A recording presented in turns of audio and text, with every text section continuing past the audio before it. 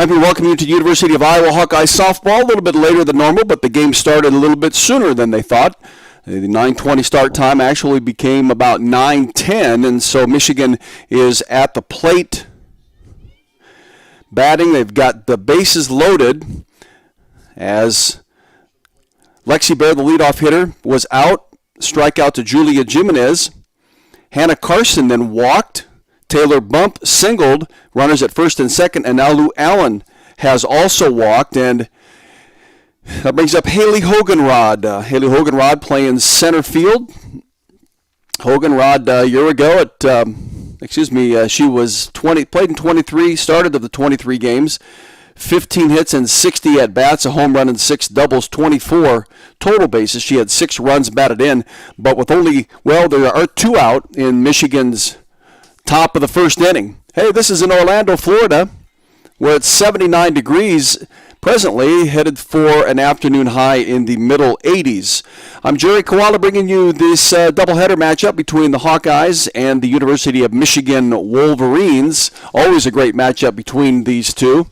Have had some fierce games in the past couple of decades for sure. And at the plate again is Haley Hoganrod, and here's the first pitch from Allison Ducey. Ducey, the senior, heading into her last year. She has a career 2.42 ERA with 39 wins and 47 losses. Making 107 appearances. Needs another dozen appearances to be able to take over the career record in appearances for Hawkeye pitching. Here's a pitch that's called strike 2.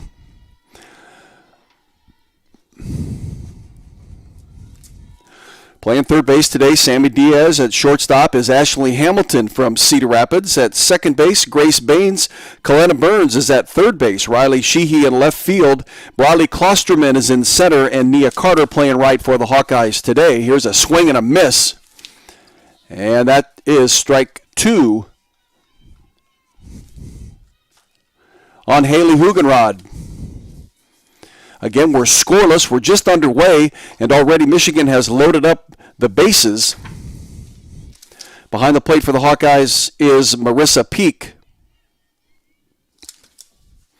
Here is the 2-2 that's just lifted beyond first base and not close enough to Gracie Baines to be able to get it from second base, but it falls foul. Good thing there because that was trouble. Extra runs would have scored on that one. Just a little blooping hit over first base. Saturday morning, doubleheader. This, of course, is the newly restructured Big Ten Conference 2021 Big Ten schedule. Iowa, Michigan. Yesterday, the Hawkeyes split a doubleheader with Ohio State. Here is a 3-2 that's lifted in the air by Hoganrod and just floating out behind second base, and Gracie Baines drops back and makes the catch to end this inning. But not after Michigan was able to put 3 runners on base. The Hawks kept them from getting any runs across.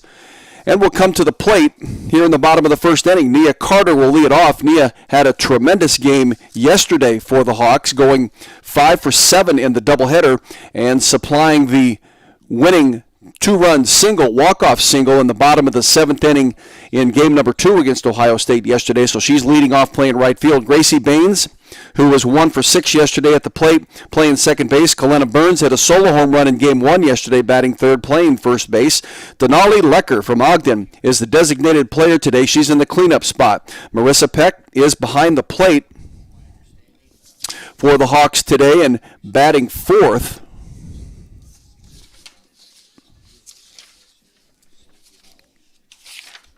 Sammy Diaz is Peck is batting fifth,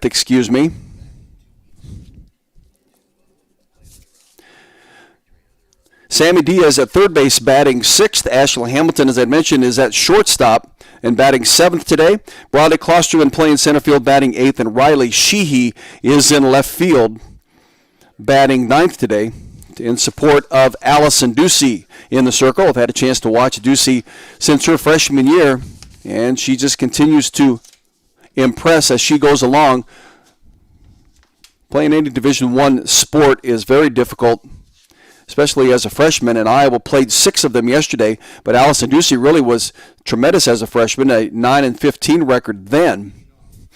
So Nia Carter will step into the left-handed batter's box for the Iowa Hawkeyes. She'll be facing Megan Boban. Boban's had a tremendous career with Michigan. A year ago, she was her freshman year, she was a first-team All-American in the circle at 1.16 ERA. A year ago, she was 1.52. Here's the first offering to Nia Carter. That's down and away. Nia looked to slap at it and pulls the bat back, has one ball on her. Third base is Julia Jimenez. At shortstop is Natalia Rodriguez. Second base is Sierra Kirsten, and at first base is Taylor Bump for Michigan. Here is the 1-0 that now becomes 2 balls and no strikes. Lexi Blair is in left field for Michigan. Haley Hugenrod is in center field, and Thais Gonzalez is in right field for Michigan today. Ought to be a great battle between these two competitors. Here is the 2-0. That's called strike one, an off-speed pitch that is on the inside corner. Megan Bobine is a 5'8" senior from Newport, Michigan, prepping at St. Mary Catholic Central.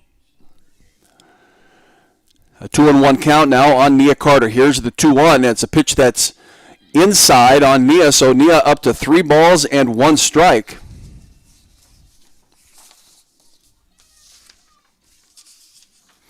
Nia had a tremendous freshman year last year, leading the Hawkeyes in hitting with a .509 average. Started 19 of the 21 games she played. The Hawks played 22 total. Here's the 3-1. It's a pitch that Nia will rip at as it's inside. She gets turned on it and bounds it foul down the first base line. She had 28 hits and 55 at-bats a year ago. A couple of doubles and a triple, 9 RBIs. She just puts the ball in play. Really only walked 4 times. And struck out 4 times. Here is the 3-2 that she hits right at second base, and the high hopper is handled by Sierra Kirsten, and so Nia Carter, first out of the Iowa at-bats here, the first of a doubleheader from Orlando, just outside of Orlando. All the Big Ten teams are here playing. We'll get to some of those scores here throughout this broadcast from yesterday. Good to see these Big Ten teams getting these games in. Here's Megan Bobine with a pitch to Gracie Baines that's lifted out into right field, into shallow right field, and it's hauled in by Thais Gonzalez. And so that's 2 gone in Iowa's bottom of the first inning. It'll bring up Kalena Burns. Kalena, 2 for 5 yesterday with 2 runs scored. One of those runs was a home run that was a solo shot that she hit in game number 1 that gave Iowa a very short-lived 1-0 lead before Nikki Carver would come back in the bottom of the 4th inning in that first game and give the Buckeyes a 3-1 lead on a 3-run home run, in which the Buckeyes would go on to win that game 3-2. Kalena looks at the first pitch that's down and away from her, so it's ball 1. Burns a year ago started and played all 22 games, .403 hitting, 29 hits and 72 at-bats. Here is the 1-0. It's an off-speed pitch that Burns tries to get the head of the bat on and can't. Burns is a 5'10 sophomore from Corona, California. In those 29 hits from a year ago, 6 of them were doubles and 5 of them were home runs, so certainly capable of hitting the long ball. Has an even count on her right now at 1-1. Here is the 1-1 from Bobine, and it's called strike 2 on the outside corner. Bobine, a spot pitcher. Again, after 2021, she was 7-5 as Michigan went 15-8. Didn't get to the Big Ten season, as did any Big Ten softball team. Here is the pitch that Burns will take a swing at and miss, and she's down on strikes. 3 up, 3 down for the Hawks. Scoreless after 1, we head to the top of the second inning, and it's 7-8-9 for Michigan when play resumes.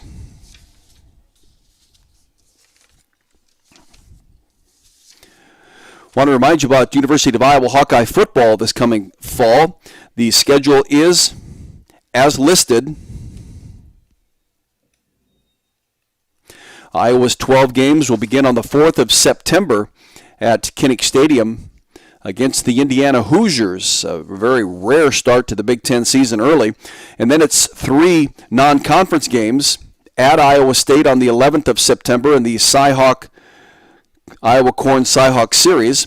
Kent State will be in Iowa City on the 18th of September, and then Colorado State comes in on the 25th of September. And then the Hawks get into that Big Ten onslaught. It's at Maryland on the 9th, hosting Penn State. Maryland on the 2nd, hosting Penn State on October 9. Homecoming with Purdue on the 16th.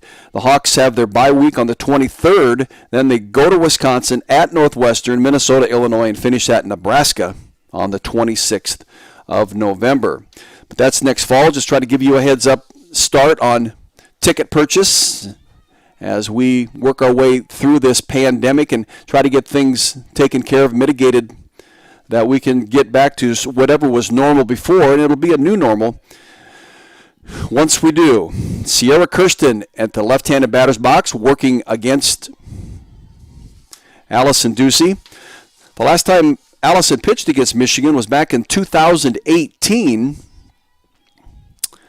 her sophomore year, when she pitched both games against the Wolverines. She lost the first game 4-1.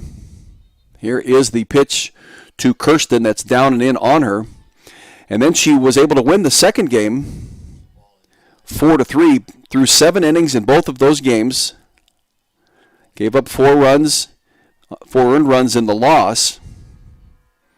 And then she gave up 8 hits, 3 runs, only 1 earned in the win for the Hawks over Michigan in 2018. Here she is right here with Kirsten. Does a nice job to throw a breaking pitch away from Sierra Kirsten. Michigan returns 16 players from its 2020 squad, 7 starting players and 2 starting pitchers. Tyus Gonzalez is playing right field, and Haley Hugenrod took advantage of the NCAA's eligibility relief to return to this season. Here's Kirsten with a pitch that's an off-speed pitch from Ducey that's fouled into the backstop.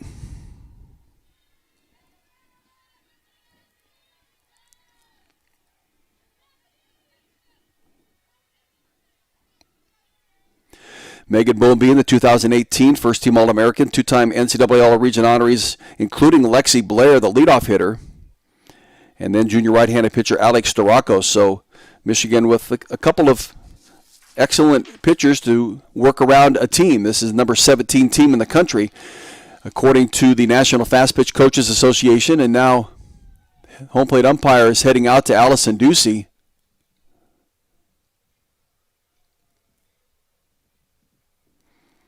Not exactly sure what he's saying to her. I don't know if she was having complete contact with the rubber or not in the circle. Got it squared away. 2 balls and 2 strikes on Sierra Kirsten. Here is the pitch from Allison Ducey that's up and away from Kirsten. And Kirsten is a 5'8" freshman from Clarkston, Michigan. I suppose if you grow up in Michigan and you're a softball player, you certainly want to go to the University of Michigan, although there's half a dozen Division I programs around the state. And here's a nice pitch from Allison. That's an off-speed pitch down and away from Kirsten. She goes after it and swings and misses. And Ducey would now with her second strikeout of the game. She and senior Lauren Shaw were a good 1-2 punch a year ago. They combined for 163 strikeouts in the 22 games played, pitching a total of 141 innings. Allison, as far as Big Ten statistics outside of the conference go, 1.54, where Shaw was 4th at 1.71. We saw Lauren pitch last night a complete game, striking out 6th in the win over Ohio State. And the first pitch to Tyus Gonzalez is a strike. Gonzalez played in 14 games of the shortened season a year ago, starting 11. Here's strike 2 on her. 357 batting. She had 10 hits and 28 at-bats. A couple of doubles, and she had 3 RBIs. The doubles were her long ball hits.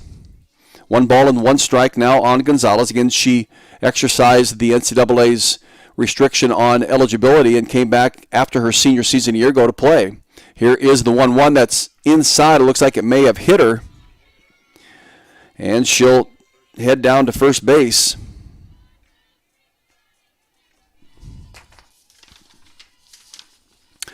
So for Allison in her career, that's the 45th batter that she has hit with a pitch. Only 3 last year in the 22 games. Double-digit hit batters in the previous years. Total of 45 now as she puts Thais Gonzalez on first base. With 1 out, that'll bring up Natalia Rodriguez. And Rodriguez, the left-handed hitter, looked to slap a pitch and pulls the bat back. Rodriguez, a senior from Claremont, Florida, started 20 of the 22 games played last year by the Wolverines, had 9 hits and 43 at-bats. Here is the 1-0 that she bunts right back to Allison. Allison will have to go to first. And do they get her? They do, just in time. Nice play by Allison. Was bunted right back to her. It does move the runner Gonzalez onto second base. And brings up the top of the order in Lexi Blair. Blair, 307 hitter last year in the shortened season. 23 hits and 75 at-bats. She had 9 doubles, were her only extra base hits, but the leadoff hitter, the left-handed leadoff hitter, 0 for 1 already today. In 2019, she started and played 58 games, batting .406 with 78 hits, 22 doubles, and also hit 6 home runs, so she's certainly capable of hitting the long ball for the Michigan Wolverines. She's had quite a career. All Big Ten performer. Top of the order, we're scoreless here in the top of the second inning. Here is the pitch to Blair from Ducey. She hits it out to left field. It's going to bounce and get through the left fielder out there, Riley Sheehy. And scoring from second is Gonzalez. And Blair will go to second base. I don't know if they're going to give a single or a double, but nevertheless, I'd say it's a single and an error on the left fielder for the Hawks, Riley Sheehy.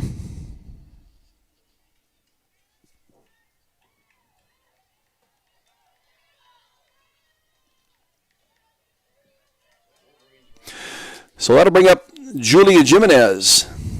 She struck out at her first at bat. She has teammate Lexi Blair on at second base. Here is the first offering, and it's strike 1. 2 gone in Michigan's top of the second inning. They put 3 runners on in the first inning. Hawks were able to get out of that.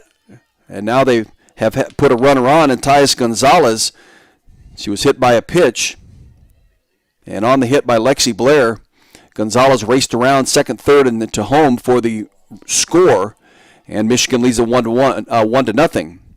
Jimenez now looking at a 1-1 count.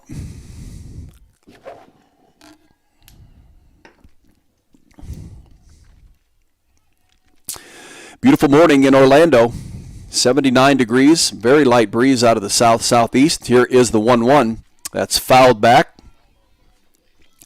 Taking a good rip at it.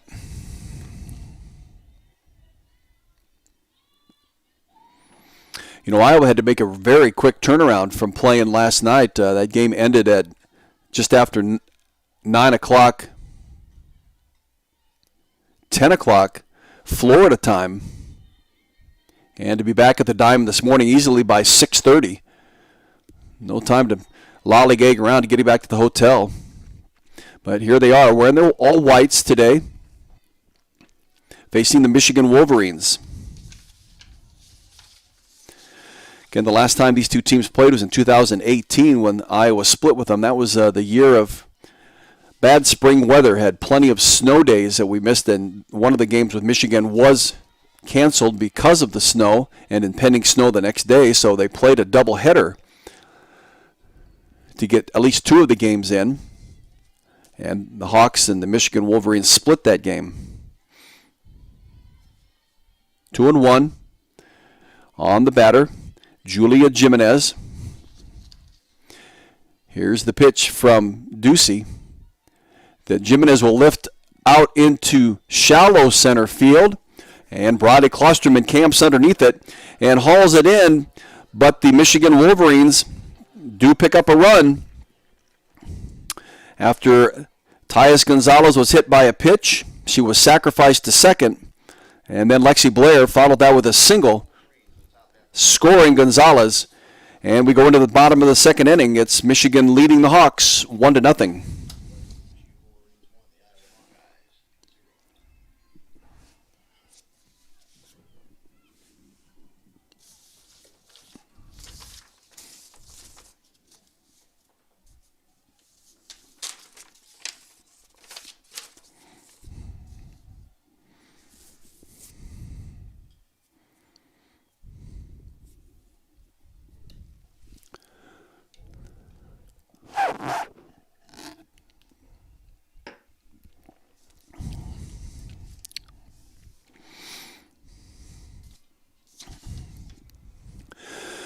Well, after today's doubleheader against Michigan, Iowa will be back in action tomorrow morning from Leesburg, Florida, against the Michigan State Spartans. That'll be a very early start, Iowa time. That's 8 a.m. on Sunday. Will be first pitch, if not even a couple minutes before, because today's first game got started about 10 minutes early. So 8 o'clock will be game number 1 against Michigan State. The Hawks then will return home tomorrow afternoon, practice all week long, not playing next weekend, but we'll head back to Leesburg the following weekend on the 12th and 13th, 11th, 12th, and 13th to face Penn State and Maryland during those 3 days. Megan Bobine in the circle for Michigan Wolverines. Again, 7-5 a year ago in the 2019 season, in which Michigan was able to win both the regular season and the conference tournament, as Denali Lecker steps to the plate. Lecker, a freshman out of Ogden. Batting in the cleanup spot. Here is the 1-0 that she lifts out to right field. It's pushing the right fielder back to the fence and not being able to make the catch is Michigan's Tyus Gonzalez, and Lecker starts off the bottom of the second inning with a double for the Hawks.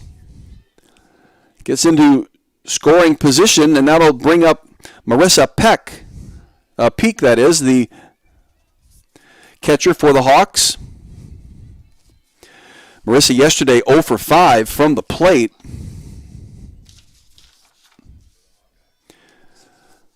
That's a nice piece of hitting for Denali Lecker.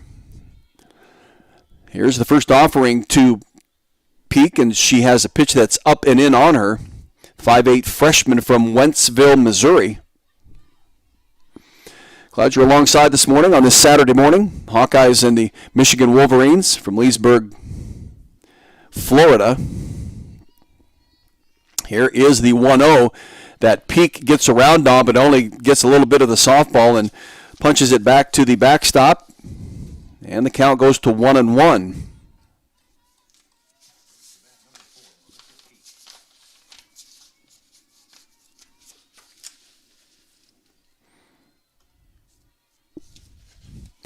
Here's the 1-1 from Bobine, and Peak getting around on it again, just getting a bit of it, knocking it into the backstop. Bobine using that rise ball action to get ahead in the count here at 1-2 strikes on Marissa Peak, the catcher for the Hawks. Batting in the number 5 spot. Here is the 1-2 that she will just bloop short of third base and in foul territory.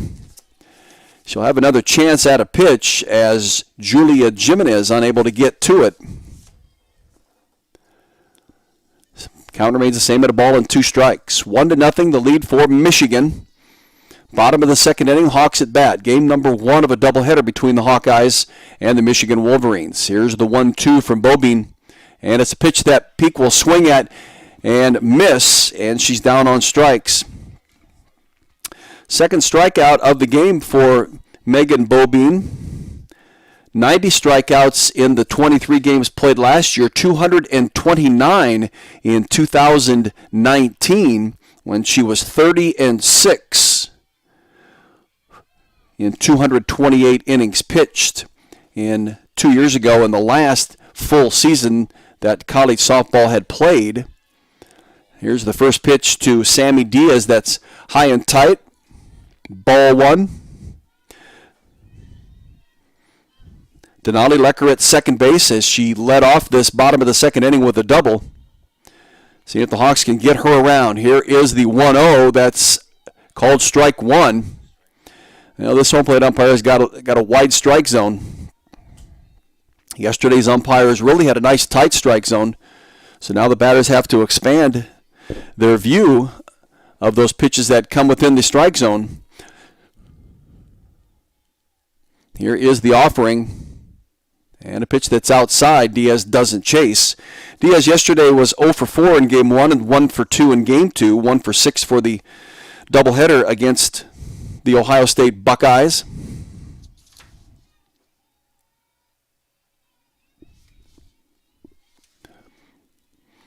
Here's the pitch from Bobine, and it's an off-speed pitch that's called strike two. Right down the middle, an off-speed pitch that froze Diaz at the plate. 2-2 on Sammy Diaz. Diaz, a freshman from Cypress, California. Here's the 2-2 from Bobine, a pitch that Diaz will take a swing at and miss.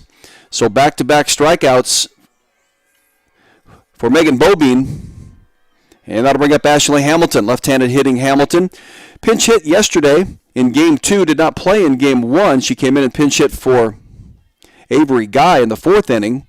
She struck out, but then would later walk in her second at-bat in that second game. Ashley will take a look at a pitch that's outside. And now the catcher for Michigan, Hannah Carson, will trot out to the circle and have a chat with Megan Bobine. Bobine, the senior.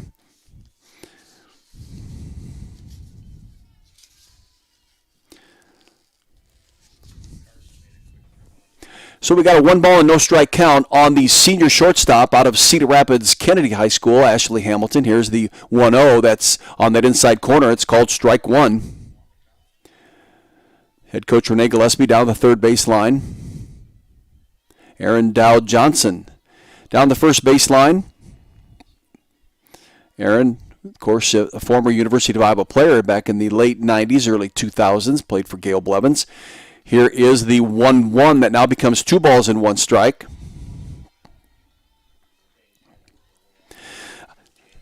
Two gone in the Hawkeyes' bottom of the second. Denali Lecker led off the second with a double. She still is there on second base. See if Ashley Hamilton can do something with this pitch. Here it comes from Bobine, a pitch that's inside that Ashley gets around on but fouls it into the backstop. Some good movement on those pitches for Megan Bobine, not allowing these hitters to get a solid shot on that softball, other than what Lecker did to get the double, which she hit out to right field and over the top of Thais Gonzalez. Here's the 2-2 and a pitch that Ashley tried to check her swing on but couldn't, and is called for going around and striking out. 3 strikeouts in the inning for Megan Bobine, and the Hawks strand Denali Lecker at second base after a leadoff double, scoring none, trailing 1-0 as the Michigan Wolverines come to bat in the top of the third inning.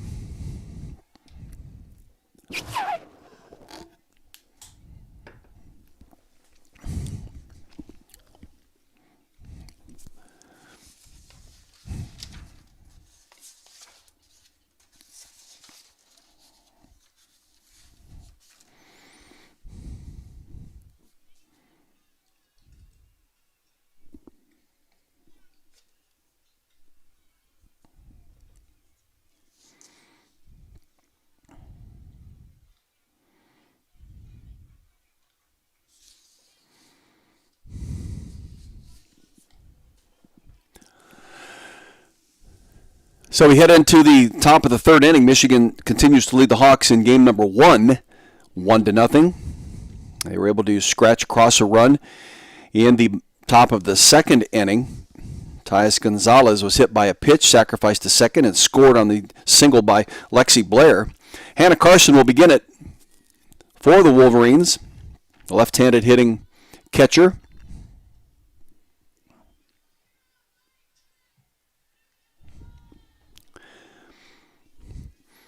She walked in her first at-bat, was left on third base with the bases loaded in that first inning, first at-bat for the Wolverines. Allison Ducey in the circle for the Hawks. Here's the first offering, and it's called strike one. Carson, a year ago, second on the team in hitting in the 23 games, started and played in all of them, 19 hits and 67 at-bats, a double and a home run included, and 10 runs batted in. Is down on the count here at no balls and a strike. Batting third in the Michigan lineup. Here is the 0-1. That's up and in. She's able to hold off on the swing. 1 ball and 1 strike. In the 2019 season, Hannah Carson started 12 of the 34 games she played in. Playing in a little more than half of the 58 games, she had 16 hits and 54 at-bats. Here is the 1-1 tour that she hits right back to Allison Ducey in the circle. She turns and fires over to Burns, and we've got one out here in the top of the third inning. Taylor Bump will come to the plate, singled in her last at-bat, or first at-bat, left at second base in that first inning for Michigan. Taylor Bump played in started 11 of the 20 games from last year, 6 hits and 35 at-bats. 2 of those hits were home runs. As Taylor Bump is a senior from St. Petersburg, Florida. Here's the first pitch to her that she'll hit over to first base, Kalena Burns, and Burns had to go to her right to get it, pulled her off the bag. Allison Ducey, stayed right in the circle, should have been moving that way, but Burns able to quickly return to first base and make the unassisted put out. 2 gone in Michigan's top of the third. Lou Allen will come to the plate. Lou Allen, a very interesting athlete for Michigan. She's been playing for 4 years. Started and played all 22 last year at .239 hitters, 16 of 67.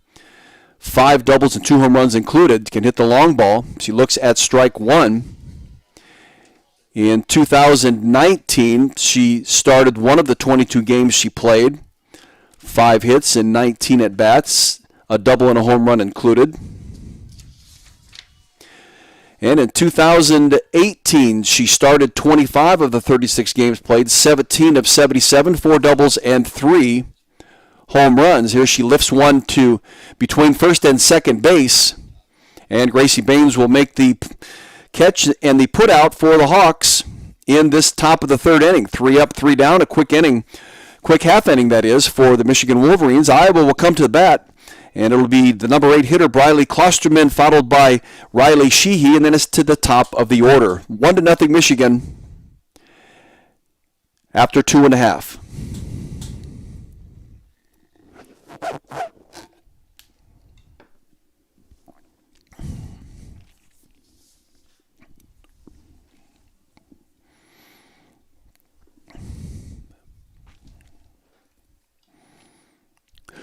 Renee Gillespie is in her 3rd season of coaching the University of Iowa Hawkeye softball. 5th head coach in program history. She was hired on the 8th of June of 2018, so you can see how far behind in recruiting she was. It didn't leave a lot for 2019, but she got out of 2019 what she could. They were on pace last year to have the best record in the Big Ten, had the best record in the Big Ten coming out of the pre-conference season at 17-5 prior to COVID-19 halting the season. They were on pace to have the best season since 2009, a team that won 42 games. She spent 18 years as the head coach at the University of Central Florida, compiling a 625-win, 403-loss record, 5 conference championships, and advanced to 7 NCAA regionals. And further back in her resume, the Iowa native started the Texas A&M program back in the mid-'80s. Brodie Klosterman At the plate, the left-handed hitting Klosterman. Yesterday, 0 for 4 in the doubleheader. Had a couple of strikeouts in game 1, got on base on a fielder's choice, and had a walk in game number 2. Up in the count here, 1 ball and no strikes. Here's ball 2. On the freshman from North Liberty, prepping at Iowa City Liberty High School. Newly opened 5 years ago. Had a tremendous high school career. Getting used to the collegiate level, the Division I level of softball. Here is the 2-0 that she gets a good swing at and will foul it back into the backstop. 2 balls and a strike.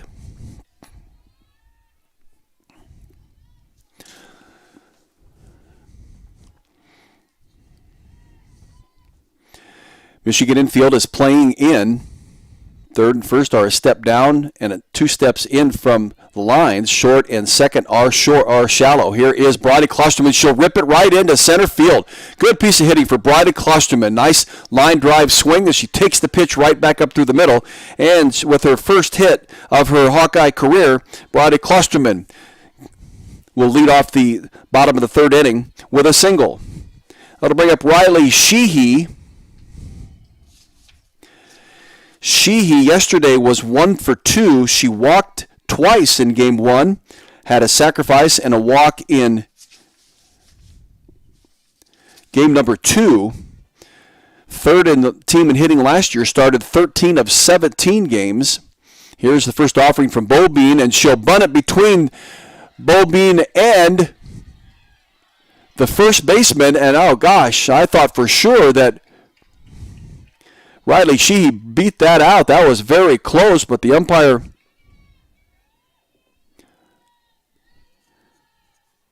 was right there on top of it and called her out. But it does move Klosterman to second base on the sacrifice by Riley Sheehy, and it brings up the top of the order in Nia Carter. So again, the Hawkeyes have a runner at second base. They started the bottom of the 2nd inning with a double by Denali Lecker, and now they've got Bridie Klosterman there, virtue of a single and a sacrifice to put her at second base.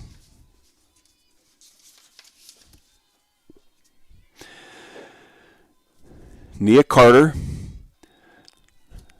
the hitting specialist for the Hawks, the leadoff hitter. 5 hits yesterday in 7 at-bats, including the game-winning 2-run single to win game 2 over Ohio State. Here's a bunt that's hit up into the air, and it will bound between the catcher and third baseman, and they both let it spin foul. Neither could get to it. Placed perfectly in the air, needed to be on the ground. She would have beat out that throw anyway. So she's down in the count now, working against the All-American Megan Bobine. Nia grounded out to second base in her first at-bat in this first game against Michigan. Here is the offering. It's a pitch that's up and away. 2 balls and a strike on Nia Carter.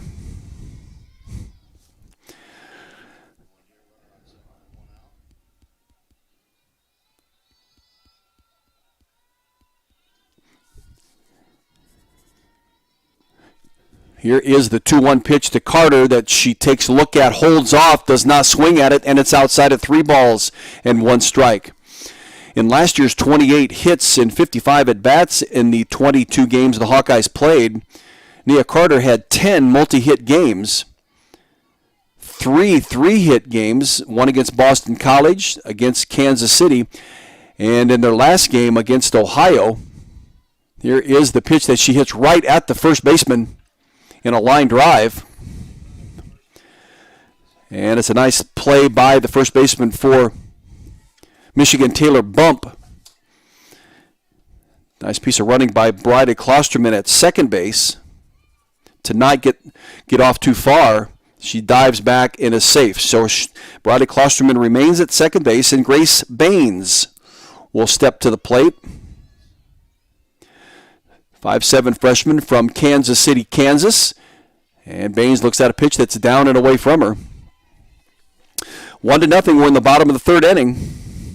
The Hawks Again, putting a runner at second base as they did in the bottom of the second inning, and they weren't able to get Denali Lecker across the plate. We'll see if Grace Baines can come through here, at least move Bradley Klosterman forward. Megan Bobine, here's the 1-0 from her. Pitch that's called strike one. Nice fire by Bobine in that outside corner. Makes it a 1-1 count.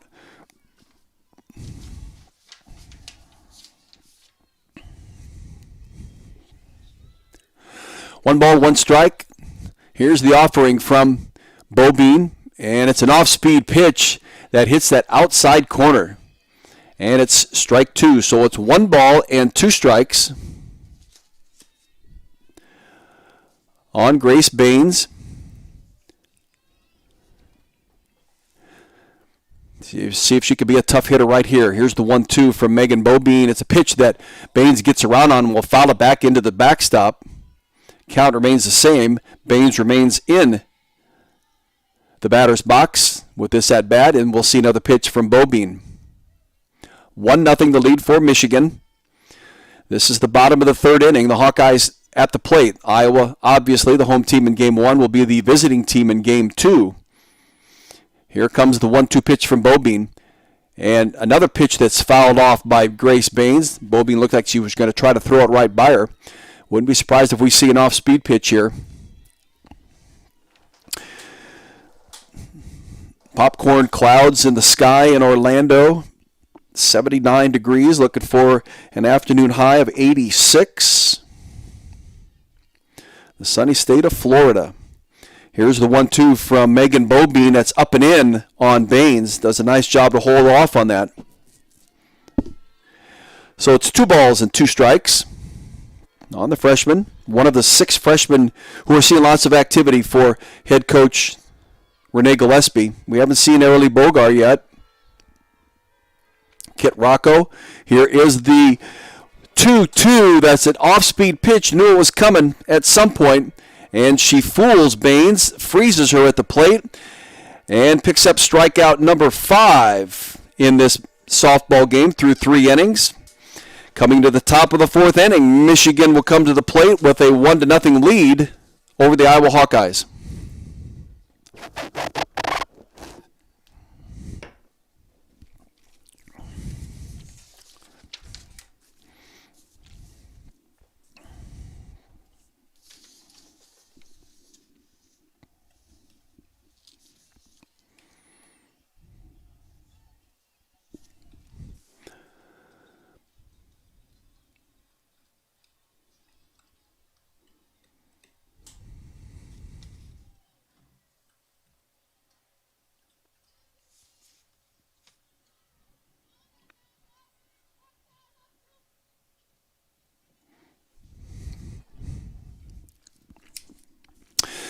College basketball coming up this weekend. Tomorrow, the University of Iowa men's basketball team will be at Ohio State. That's a 3 o'clock tip-off time. Iowa trying to recover from the loss at Michigan on Thursday.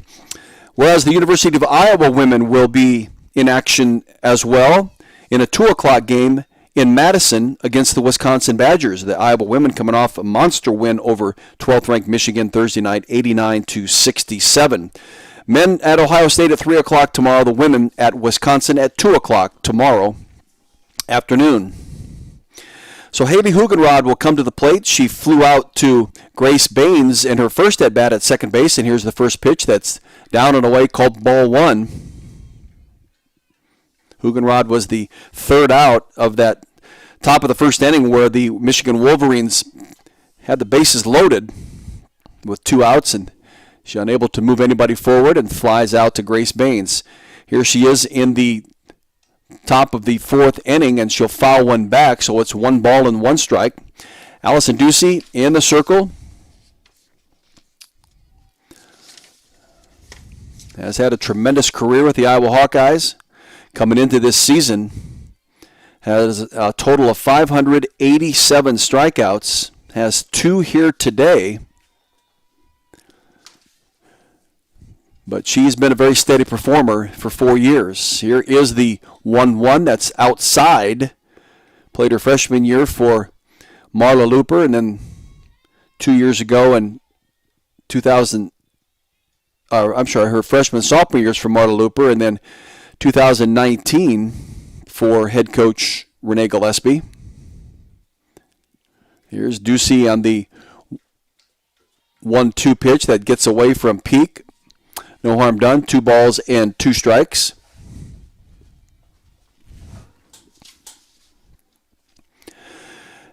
Ducey was 6-2 last year with a 1.71 ERA. Here she pitches to Hugenrod, and it's called strike 2. So 2 balls, 3 balls and 2 strikes, a full count on the center fielder for Michigan, batting in the number 6 spot. Sierra Kirsten is next. See if Allison can take her down right here on this pitch. Here it comes, the 3-2 from Ducey. It's a pitch that's off speed that Hugenrod able to get around on, but fouls it back. An off-speed pitch.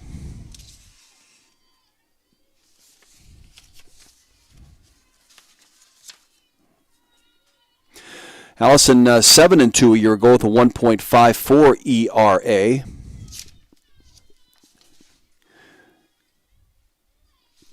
Here is the 3-2 that's fisted and into center field, and a lazy fly ball that Brodie Klosterman will drift over to her left and haul it in. Out number 1 in this top of the 4th inning. We'll bring up Sierra Kirsten, second baseman, who struck out in her first at-bat.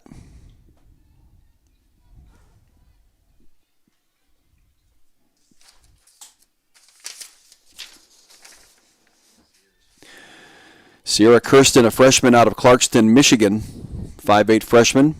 Bats left, throws right. You all right? Okay.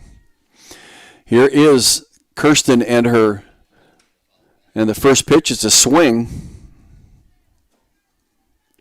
and a foul back, so it's strike 1 on Sierra.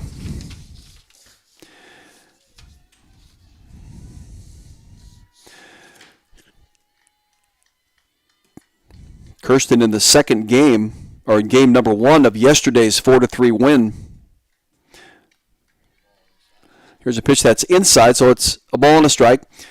Michigan won double header yesterday over Purdue, an identical 4-0 scores. In the second game, Kirsten was 1 for 3 with a run scored. Here's the offering from Ducey, and Kirsten gets around on it but fouls it into the backstop.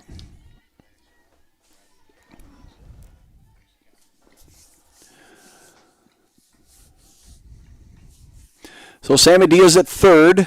Ashley Hamilton is in the shortstop position today, and Grace Baines at second base with Kalena Burns at first. Riley Sheehy in left, Brodie Klosterman in center, Nia Carter in right, with Marissa Peak and Allison Ducey, the battery, here in a 1-0 game in the top of the 4th inning. Michigan leads, and at the plate, with 1 out, it's Sierra Kirsten, extending this at bat with a few foul balls. Here's the pitch from Ducey, a pitch that Kirsten will drive into right field. Will it get foul and out? It does. And she'll remain at the plate with a 2-2 count on her. Allison Ducey from Ankeny, Iowa. All-stater from Ankeny. Prize recruit for head coach Marla Looper when Marla was the head coach of the Hawks. Here's the 2-2 from Ducey to Kirsten. And another foul ball. The at-bat continues. Sierra fighting off a lot of pitches. Nice at-bat for the freshman from Clarkston.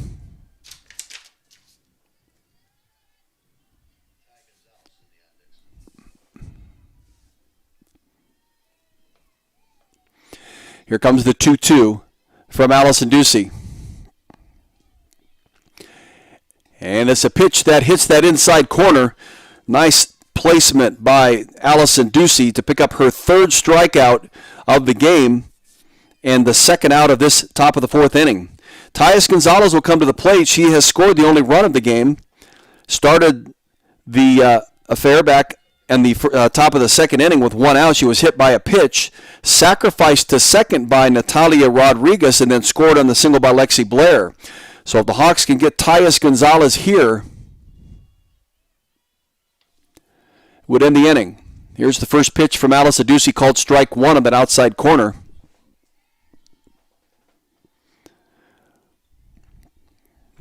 Diaz and Burns are playing right even with third and first, respectively, and about 1.5 steps in from the line.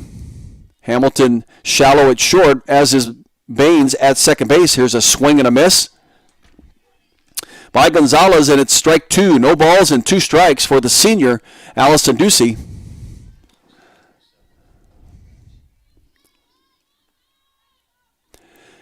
Getting her first game pitching experience of 2021. Here's the pitch that's fouled down the left field line by Gonzalez. Allison's last pitching game pitch was against Ohio University back on March 7th a year ago, almost exactly a year ago, when she won that game, moving her record to 7-2 as a 1-0 win for the Hawks. But she and Lauren Shaw split a lot of time last year. D-Ray Mayhew also got a couple of games pitched in there as well. Here's the 0-2 that's upstairs on Tyus Gonzalez.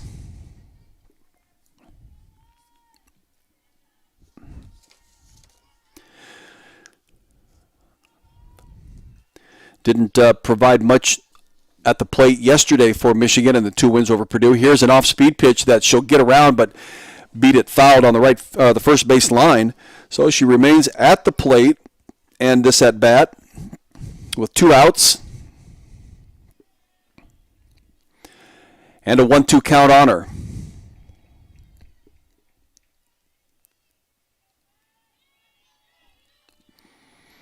Here's the pitch from Allison Ducey, and it's upstairs. So it's 2 balls and 2 strikes to Tyus Gonzalez.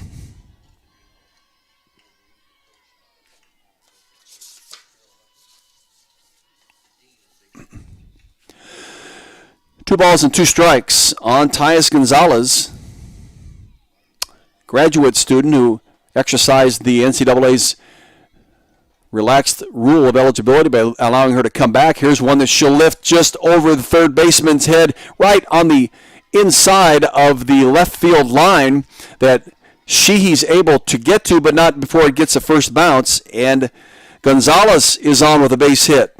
Second time she has seen the base paths today. She scored the only run in the second inning after she was hit by a pitch. Now she's at first base on a single with 2 outs, and that brings up Natalie Rodriguez.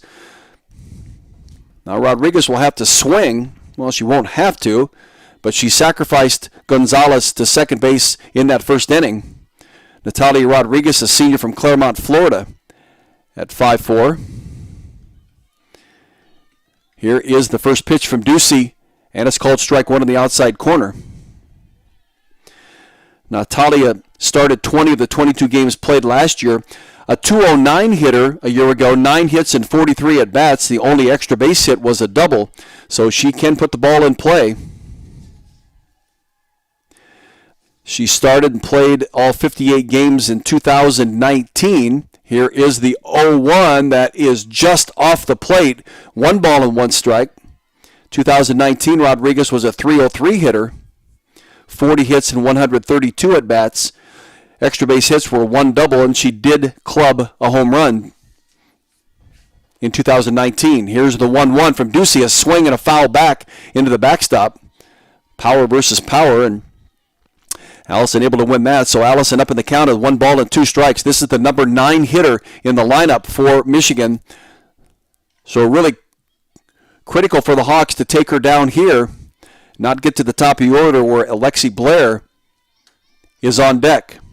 Top of the 4th inning, Michigan leads at 1-0. We're 2 gone. A runner at first. Michigan at the plate. Here is the 1-2 pitch. That's breaking pitch that gets outside. So it's 2 balls and 2 strikes.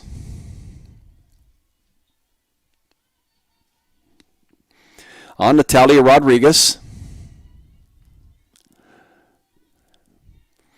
Here is the 2-2 from Ducey, a pitch that's lifted up into the air.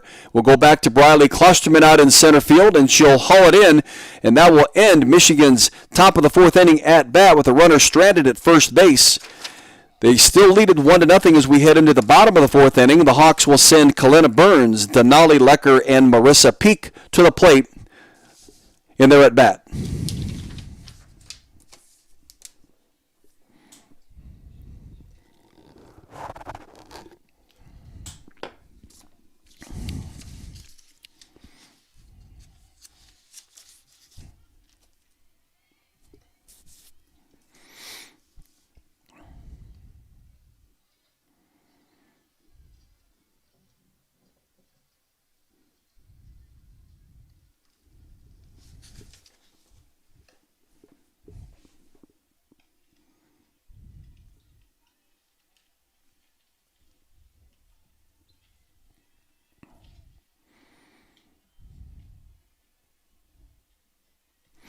So Megan Bobine continues to be in the circle, the All-American pitcher for the Michigan Wolverines. Iowa really kind of been able to connect on her a couple of times to put runners at base. They just haven't been able to put consecutive hits together.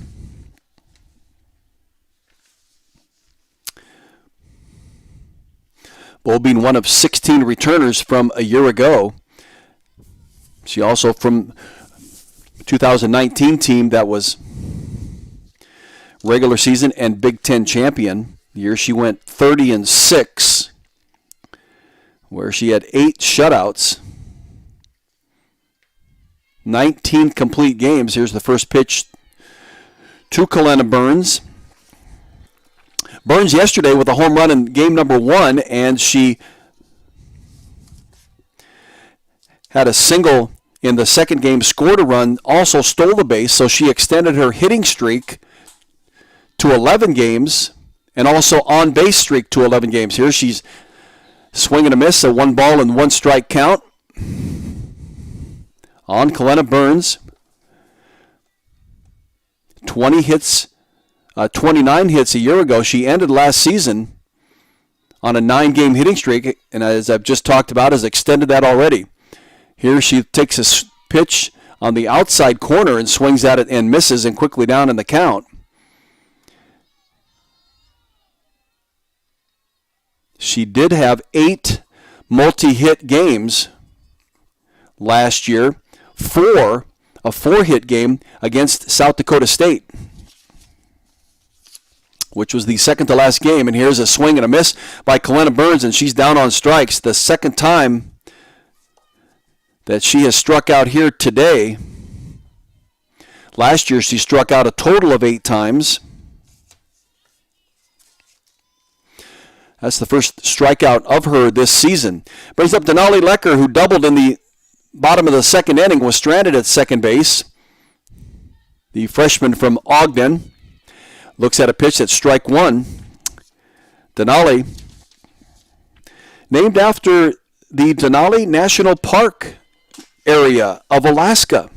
Her father lived there and played hockey when not riding bulls in the rodeo. That's how Denali grew up. That's how she got her name. Then the family moved back to Iowa,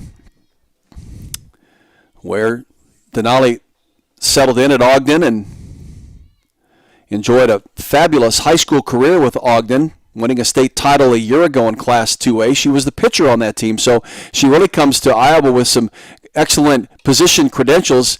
Here is the pitch that is held up by Denali, but she's a fierce competitor. Coming here to Iowa to play, and that's one of the things that head coach Renee Gillespie looks at in recruiting players is their ability to play multiple positions and their athleticism, and that's what Denali is. Here's a pitch that she swings at and misses and is down on strikes. The second strikeout of the inning for Megan Bobine. She's now up to 7 strikeouts for the game as we're into the bottom of the fourth inning. Marissa Peak will come into the right-handed batter's box. Struck out in her first at-bat, 0 for 5 in yesterday's doubleheader against Ohio State. Here's the first pitch from Beaubien, the left-handed pitching Beaubien, and they appeal down to first base as Peak tried to hold up on the swing. So the first base umpire rings her up for strike one.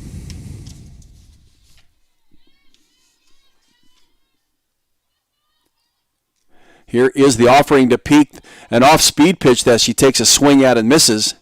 5'8" utility player playing catcher for the Hawks, freshman out of Wentzville, Missouri.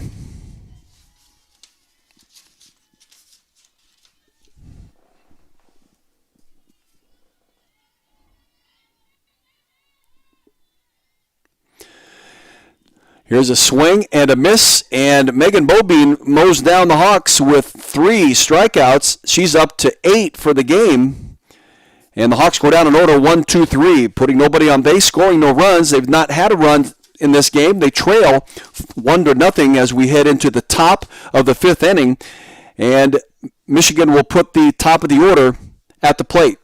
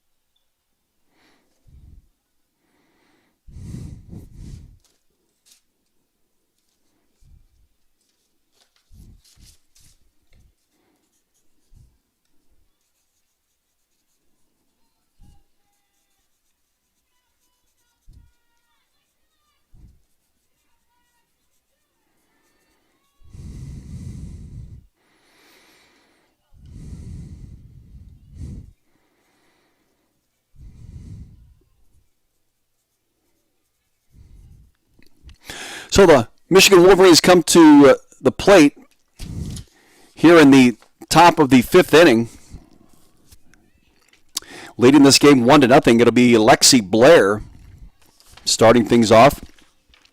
She's singled back into second and was out in her first at-bat, so she's 1 for 2, and she looks at a ball from Allison Ducey. Blair led the team a year ago in hitting at .307 with 23 hits and 75 at-bats. Has some pop in that bat. Has hit 9 doubles last year. Here is the 1-0 to her. That's upstairs, so it's 2 balls and no strikes. In the last full season of softball, she led Michigan in batting at .406 with 78 hits, 192 at-bats, scored 42 runs, hit 22 doubles and 6 home runs. Just what a leadoff hitter should do. Here's a pitch that's called strike 2 on the inside corner.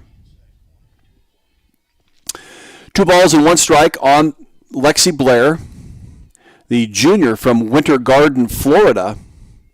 So this really is a home trip for her. Winter Garden outside of Orlando. Here's the 2-1 from Allison Ducey, a pitch that Blair will take a swat at and miss.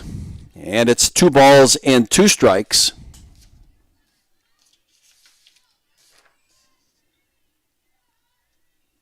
Lexi Blair, a 2-time NCAA All-Region player, has been supplying Michigan with a lot of productivity. Here's a line drive shot that's right at Baines. Does she get it out of the air? She does. She had to dive forward and catch it before it hit the turf, and that's a big out for the Hawks in this top of the 5th inning, getting the leadoff hitter. Lexi Blair to line out to Grace Baines. That'll bring up Julia Jimenez. Jimenez, a 5'3" sophomore from Fontana, California. Jimenez played all 23 games a year ago. 20 hits and 76 at-bats, 7 doubles and a home run with 7 RBIs. She's 0 for 2 today. She flew out to Klosterman in center field in her second at-bat, struck out in her first at-bat, is up in the count here, 1 ball and no strikes.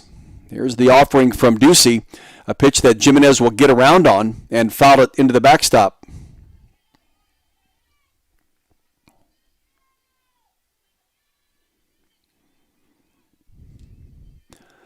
Allison Ducey and Marissa Peak, your pitcher-catcher for the Hawks here today. Peak caught both games yesterday for Lauren Shaw in Game 2 and for Sarah Lehman in Game 1 as Iowa split with Ohio State. Sammy Diaz at third. Ashley Hamilton is at shortstop today. Avery Guy played there yesterday for a game and a half. Grace Burns at second, and Kalena Burns is at first base. Riley Sheehy out in left field, and Briley Klosterman in center with Nia Carter in right field.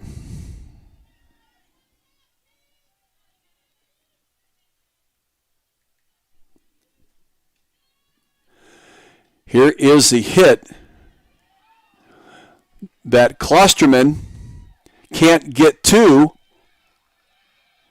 as she dives for it, and racing around first base, getting to second is Julia Jimenez on a double.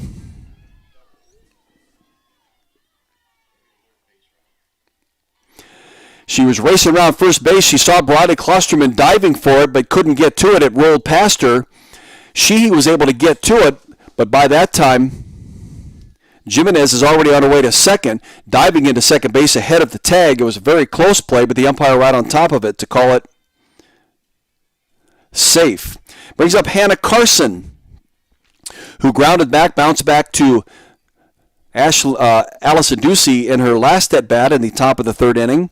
She walked in her first at-bat and was stranded at third base back in the first when the Wolverines put 3 runners on, had the bases loaded when the inning ended. Hannah Carson, the catcher, 5'6", and a junior from Weedman, Michigan. And now the Hawks having a little conversation in the circle as Peak and Allison Ducey along with Sammy Diaz, and must be a pinch runner coming in for Michigan. Maybe not. Now we're ready. Hannah Carson started and played all 23 games a year ago, 19 of 67. The long balls, a double, and a home run.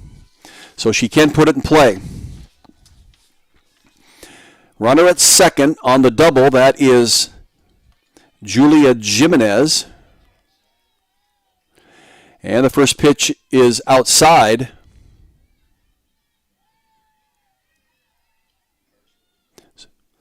One and 0. Here is the 1-0 pitch to her. That's called strike one in the outside corner. An off-speed pitch that Allison places nicely. So it's 1 ball and 1 strike on the junior catcher.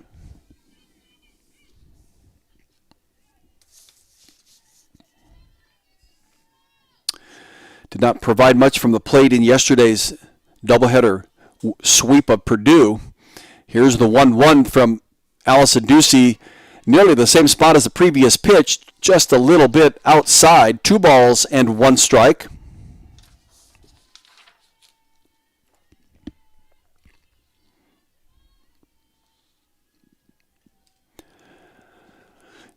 Allison Ducey now with the pitch to the plate. And it's a pitch that is hit to second baseman Grace Baines. It will move the runner forward, and the batter, Hannah Carson, is thrown out. It does move the pinch runner to third base, Audrey LeClaire.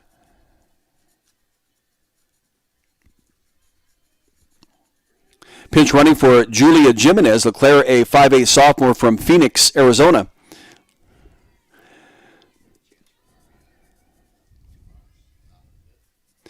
So we got 2 gone in Michigan's top of the 5th inning, and it'll bring up Taylor Bump with a teammate at third base in Audrey LeClaire. Taylor Bump bounced out to Burns, Kalena Burns, in her last at bat and singled back in the first inning, left at second base in that bases loaded situation that the Hawks were able to get out of. 1 ball and no strikes to Taylor Bump, the first baseman. Here's the pitch to her that's up and in. So it's 2 balls and no strikes. Taylor Bump, a senior, 5'10 senior from St. Petersburg, Florida. Played in 20 games and started 11 a year ago, 6 hits and 35 at-bats. She did club a couple of home runs, so able to hit the long ball. Here's a pitch that hits that outside corner. It's strike 2. 2 balls and a strike on Taylor Bump. In the 2019 season, she started 10 of 39 games played. Michigan played 58 that year, 6 hits and 29 at-bats. Her only extra base hit was a double. Here's a pitch that's down and away. So it's 3 balls and a strike on Taylor Bump. Taylor Bump yesterday was 1 for 4 in game number 2, that the Wolverines scored 4 times in the top of the 7th inning to win it. Here is the 3-1 and becomes a full count of 3 balls and 2 strikes. She also walked and struck out in that game. And in game number 1, she was 1 for 2 with an RBI and a walk. Taylor Bump batting in the number 4 spot for head coach Carol Hutchins. Here's the full count offering from Allison Ducey, and it's a pitch that'll roll across the plate. I know she was trying to get it low, but not that low. So the walk issued by Allison Ducey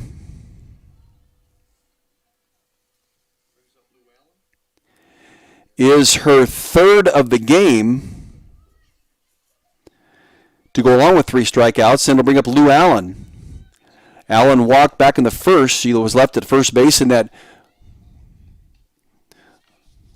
bases loaded situation, and she popped up to Grace Baines, that is, at second base in the 3rd. So the Hawkeye infield having a conversation in the circle as they decide what they want to do here with Lou Allen coming to plate. See, a dangerous player. Started and played all 22 games last year. Well, they played 23. She had 16 hits and 67 at-bats. 5 doubles and 2 home runs, so capable of hitting the long ball, but more capable of putting it into play. Her on-base percentage at .316 a year ago. Yesterday, she was 1 for 2 with a double in game number 1 in the 4-0 win. And in the second game, she went 2 for 4 with a couple of RBIs and a double. So Hawks have to be careful with her today. Runners are at the corners for Michigan. There are 2 outs in this top of the 5th inning.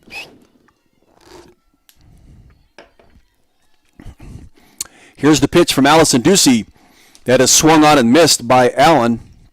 5'5 senior from Hesperia, California, prepping at Oak Hills. Right-handed hitting Lou Allen. Ducey up in the count at no balls and a strike. Here is the offering.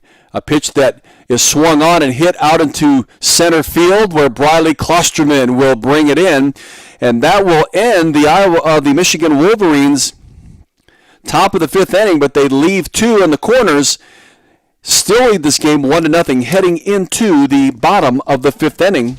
And when the Hawks come to the plate, they will send Sammy Diaz, Ashley Hamilton, and Briley Klosterman to do the work.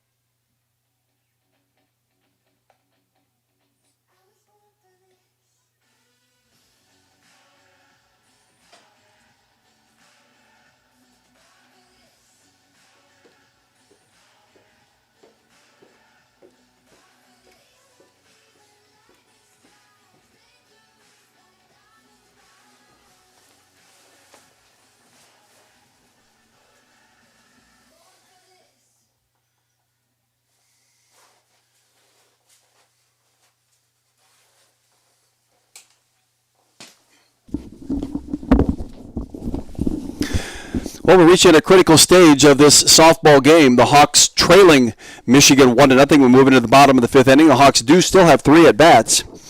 Could lessen that with a run or 2 here.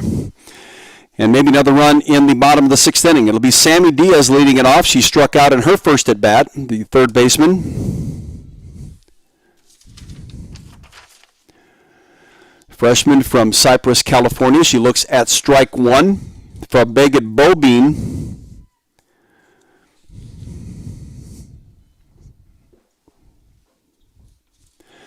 Megan, the senior from Michigan.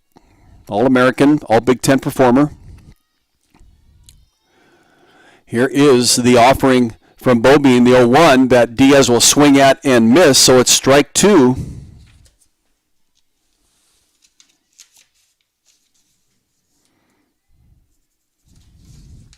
On Sammy Diaz.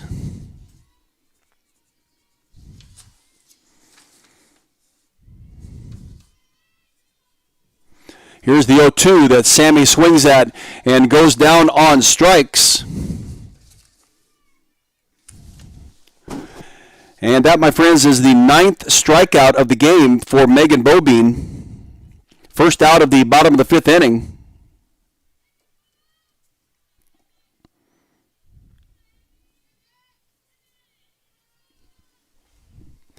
And that brings up Ashley Hamilton, left-handed hitting shortstop for the Iowa Hawkeyes. Here is the pitch to her that's called strike 1.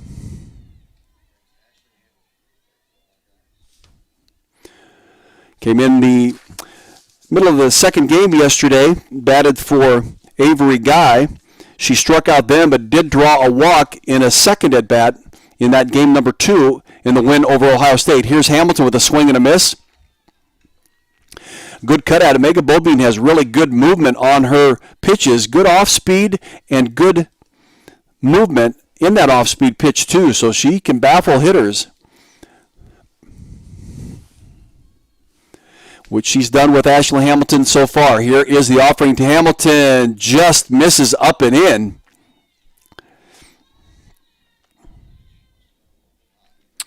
Temperatures risen now to 82 degrees in Orlando, reaching a high of 86 by mid-afternoon today. Of course, Iowa, Michigan will be done by the time it gets to that point, but definitely pleasant playing conditions. Here is the 0-2 that Ashley will get around on and foul. So she remains at the plate.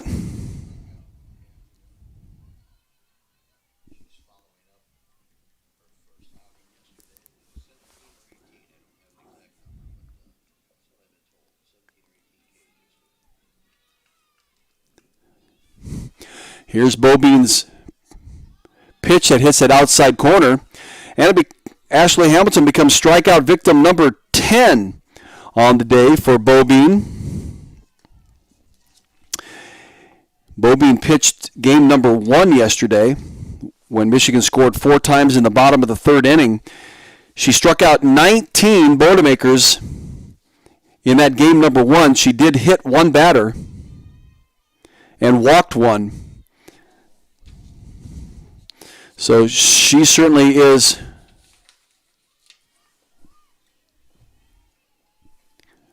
in mid-season form at this point. Briley Klosterman, who singled in her last at-bat at the plate. See if she can't come through again. 2 gone, and Iowa's the bottom of the 5th inning, trailing 1-0. Here's the pitch from Bobine that Klosterman will just lift into the infield, and it's hauled in by the second baseman out there, Sierra Kirsten, and that's a quick half inning for the Hawks in their bottom of the 5th inning. We head to the top of the 6th. It's Michigan leading the Iowa Hawkeyes by the score of 1-0.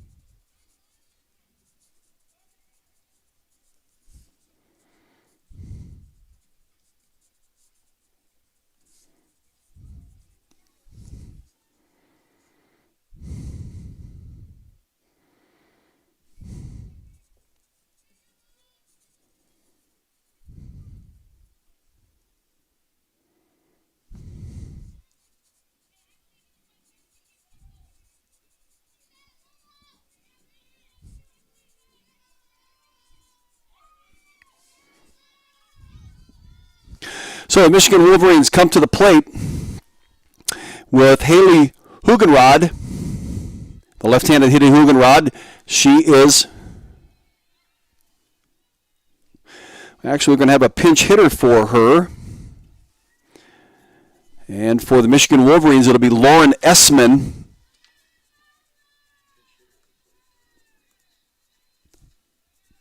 Pinch hitting here in the top of the 6th inning, Lauren Essman, who is a 5'10 sophomore out of Kalamazoo. Here's the offering to her. That's high, but she takes a swing at it and misses. She played, she played 14 games last year, started 9 of them in their 15-8 season. Essman had 5 hits and 21 at-bats, including a home run. Left-handed hitting Lauren Essman batting for Hugenrod. Here she'll take a whack at it, miss this one, and she goes down on strikes. And that is the 4th strikeout for Allison Ducey in game number 1 of this doubleheader with the Michigan Wolverines. That'll bring to the plate Sierra Kirsten, second baseman, who struck out twice today.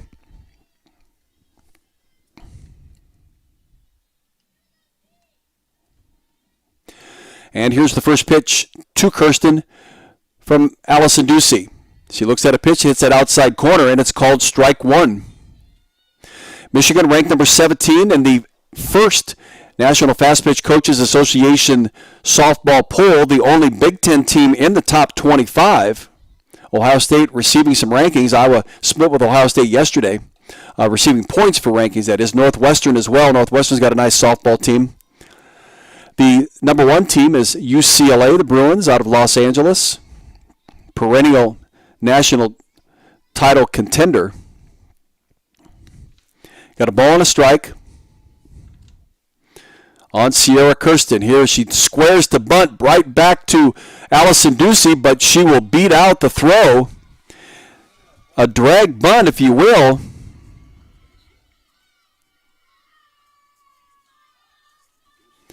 But Allison, and it was between Ducey and Sammy Diaz at third. Allison couldn't get to it on time, and the throw was late. So with 1 out, Sierra Kirsten with a bunt to get on base brings up Tyus Gonzalez, who singled in her last at-bat, has been on base both times she's been to the plate, was hit by a pitch in her first at-bat, and was scored, or has scored the only run today when she was sacrificed to second, and then she scored on the single by Lexi Blair. That back in the top of the 2nd inning, and that's where we stand. 1-0, the lead for Michigan on the Hawks. Allison Ducey in the circle. We're facing Tyus Gonzalez, the right fielder, left-handed hitting right fielder. Here's the first offering, and the pitch swung on and missed by Gonzalez. Didn't offer much from the plate yesterday in the doubleheader win. The returning senior from a year ago exercising her right as the NCAA relaxed its restrictions because of COVID-19 to allow those seniors last year who missed out on half or more of their season, or not, or all of it, depending on the level. She came back for this year. Here's one she fists down the left third base line that Sammy Diaz will field, but in foul territory.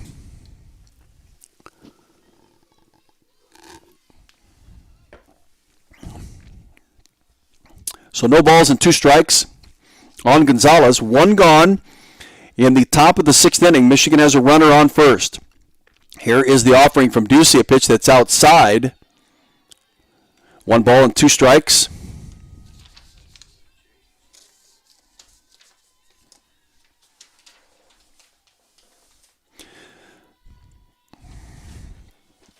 Here Allison is ready to go for the 1-2 count to Tyus Gonzalez. Here's a pitch that Gonzalez will lift fouled on the left field line and out of play.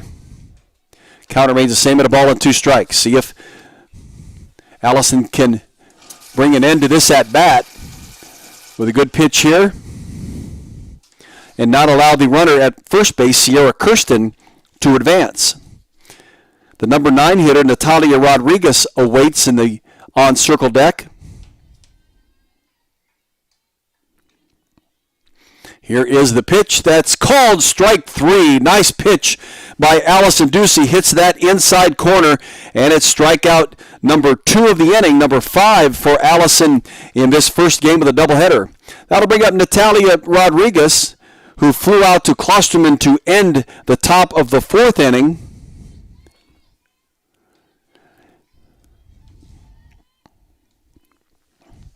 Rodriguez, a freshman from, not a freshman. Natalia is a senior from Claremont, Florida. Started 20 of the 22 games in the shortened season a year ago with 9 hits and 43 at-bats.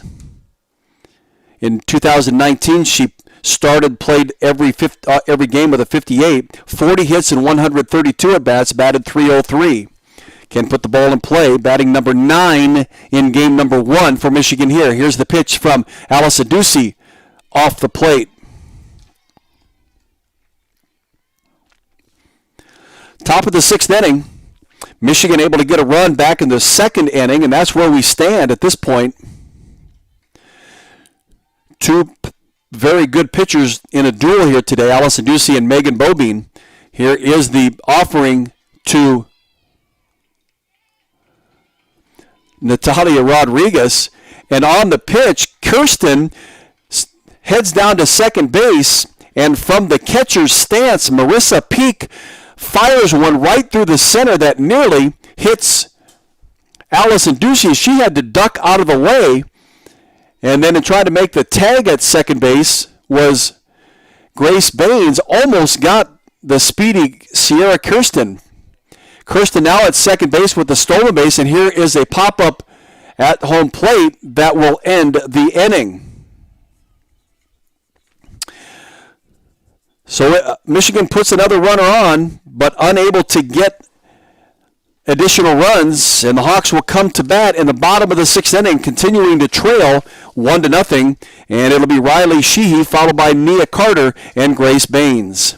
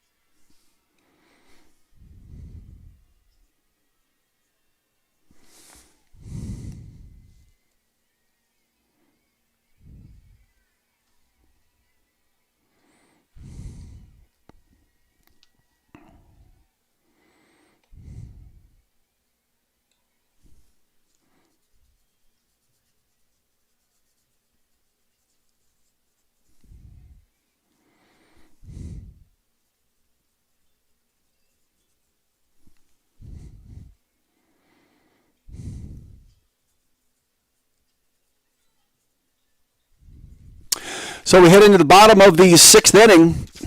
2 more at-bats for the Hawks to at least get a run across, maybe get a couple to take the lead. And it'll be Riley Sheehy who sacrificed in her only at-bat in this game today. Sheehy yesterday was 1 for 2 with 3 total walks and a sacrifice.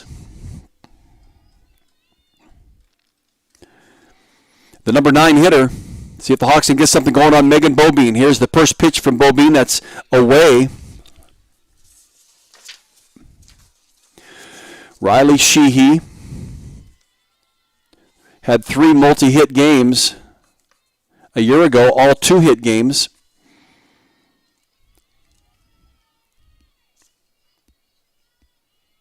Had a 6-game hitting streak near the end of that shortened season a year ago. Junior out of Newtown, Pennsylvania.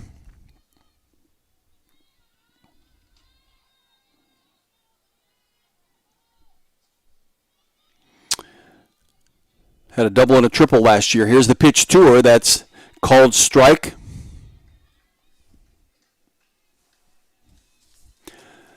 And so she's down in the count against the senior Megan Bobine.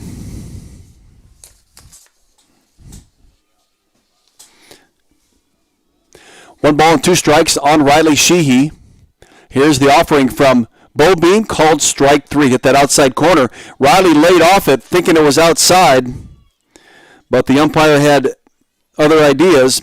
So that's the 11th strikeout of the day for Megan Bobine. Again, she had 19 in the win against Purdue yesterday in Game 1.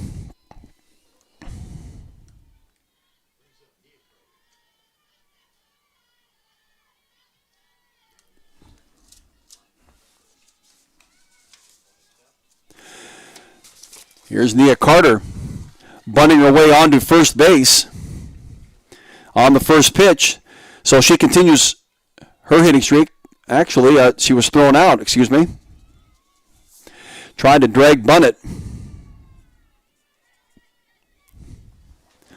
And it's out number 2 for the Hawks in the bottom of the 6th inning. Alex Storako was the other pitcher yesterday who pitched for Michigan in a 4-0 win. Interesting, Michigan would score all their runs in each of those games in one at-bat.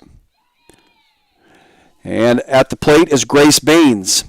0 for 2 on the day, a strikeout in the third, and she flew out to Rodriguez in the first inning in her first at-bat.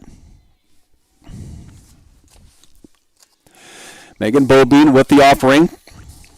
And it's a pitch that's up and away, so it's a ball and a strike.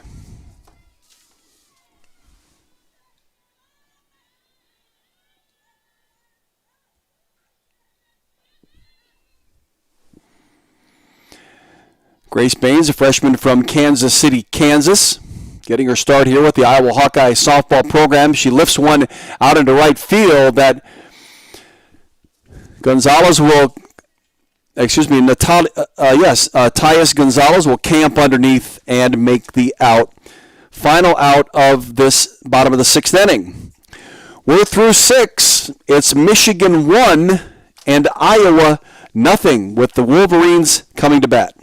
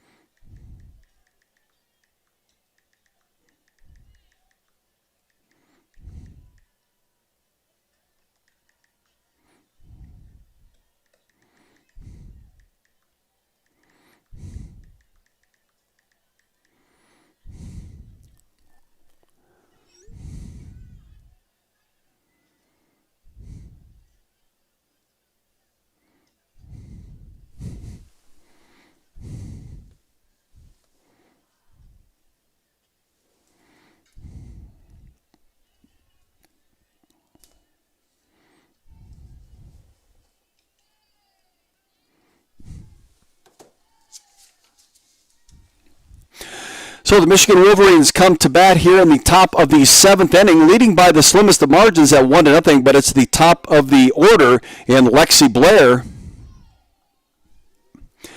And it's a pitch that hits Blair.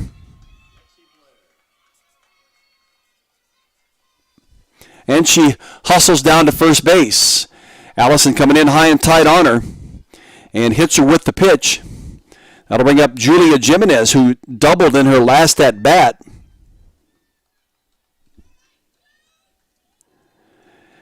Flew out and struck out in her previous 2 at-bats. Jimenez, a sophomore out of Fontana, California. Here's a bunt back to Ducey. She'll get it to Grace Baines. And the sacrifice is complete. That moves Lexi Blair onto second base.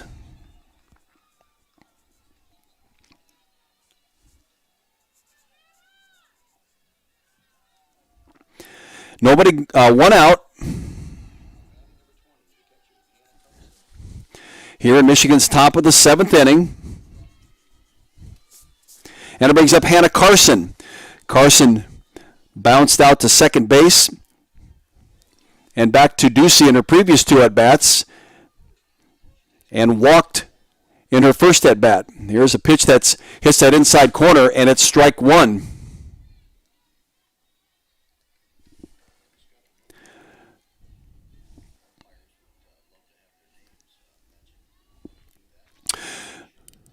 So no balls and a strike on Hannah Carson, the catcher.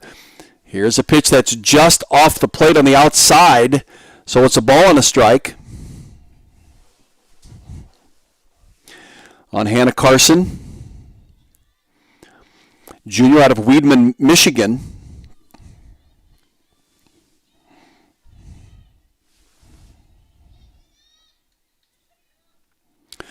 Allison Ducey there in the circle, looking in on Marissa Peak. Here is the pitch that's hit to Kalena Burns, and again Allison Ducey remains in the circle. Burns had to pull herself off of first a couple of steps. She's able to glove it and make the unassisted put out. 2 outs in Michigan's top of the 7th inning. That does move Lexi Blair onto third base. Wouldn't be a surprise at all at this point to see Carol Hutchins put together some kind of a squeeze play to get Lexi Blair to score.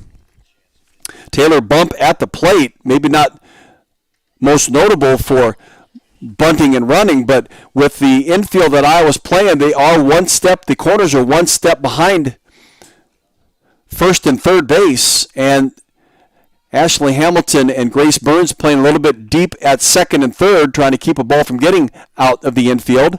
Here's a pitch that's down, and it's called strike 1 on that outside corner, so it's a ball and a strike.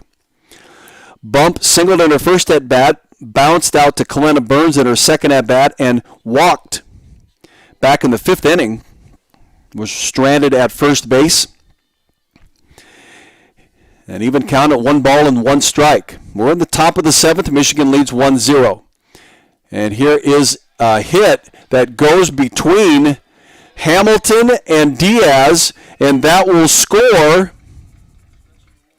Lexi Blair from third base on the base hit from Taylor Bump. That'll bring up Lou Allen, the designated player, with Bump at first base.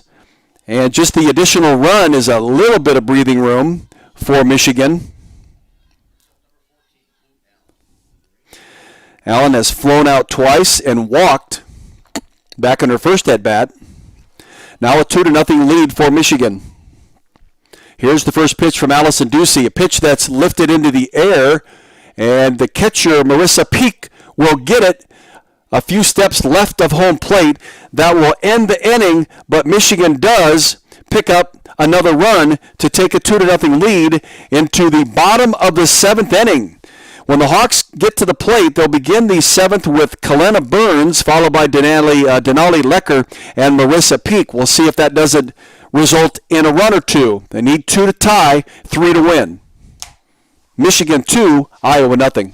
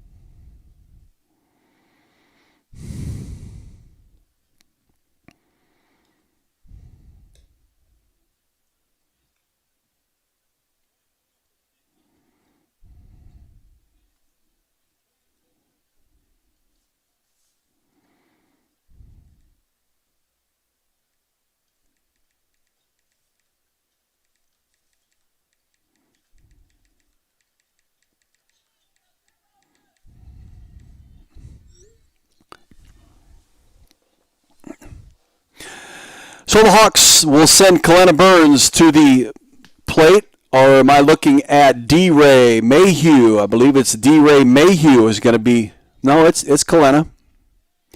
It is D-Ray Mayhew. D-Ray getting an at-bat here for Kalena Burns. D-Ray batted a couple times yesterday. She batted in the top of the 7th inning for Bridie Klosterman and got on base. And here's a line drive shot to third for the first out of the bottom of the 7th. It's 2-0 Michigan with the lead. That'll bring up Denali Lecker.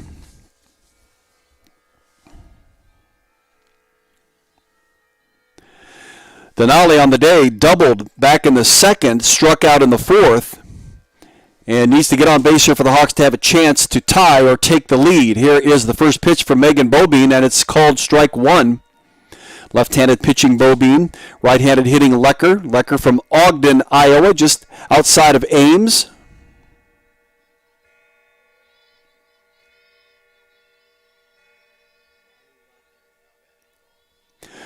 Here's the 0-1 that Lecker will lift out into short, shallow right field, and it's caught out there by the second baseman, Sierra Kirsten, and that's out number 2 for the Hawks in the bottom of the 7th inning. Down to Marissa Peak.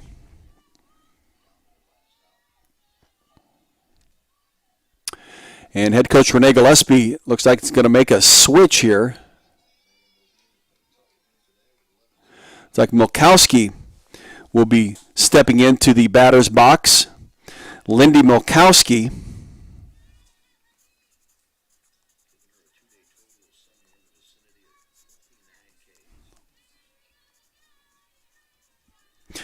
So Lindy Milkowski will step into the batter's box. Milkowski batted a couple times yesterday, and she looks at a pitch that's down and away.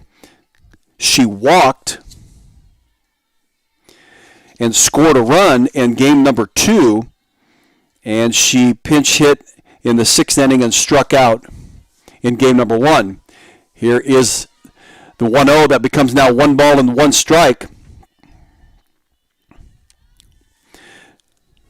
Megan Bobine with 11 strikeouts on the day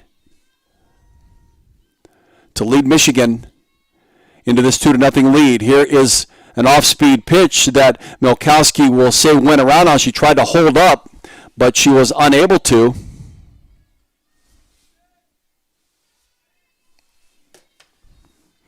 And it becomes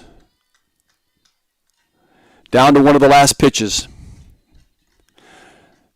Here is the offering from Megan Bobine, a pitch that's away, so it's 2 balls and 2 strikes on Lindy Milkowski. 5'8" freshman from Olathe, Kansas.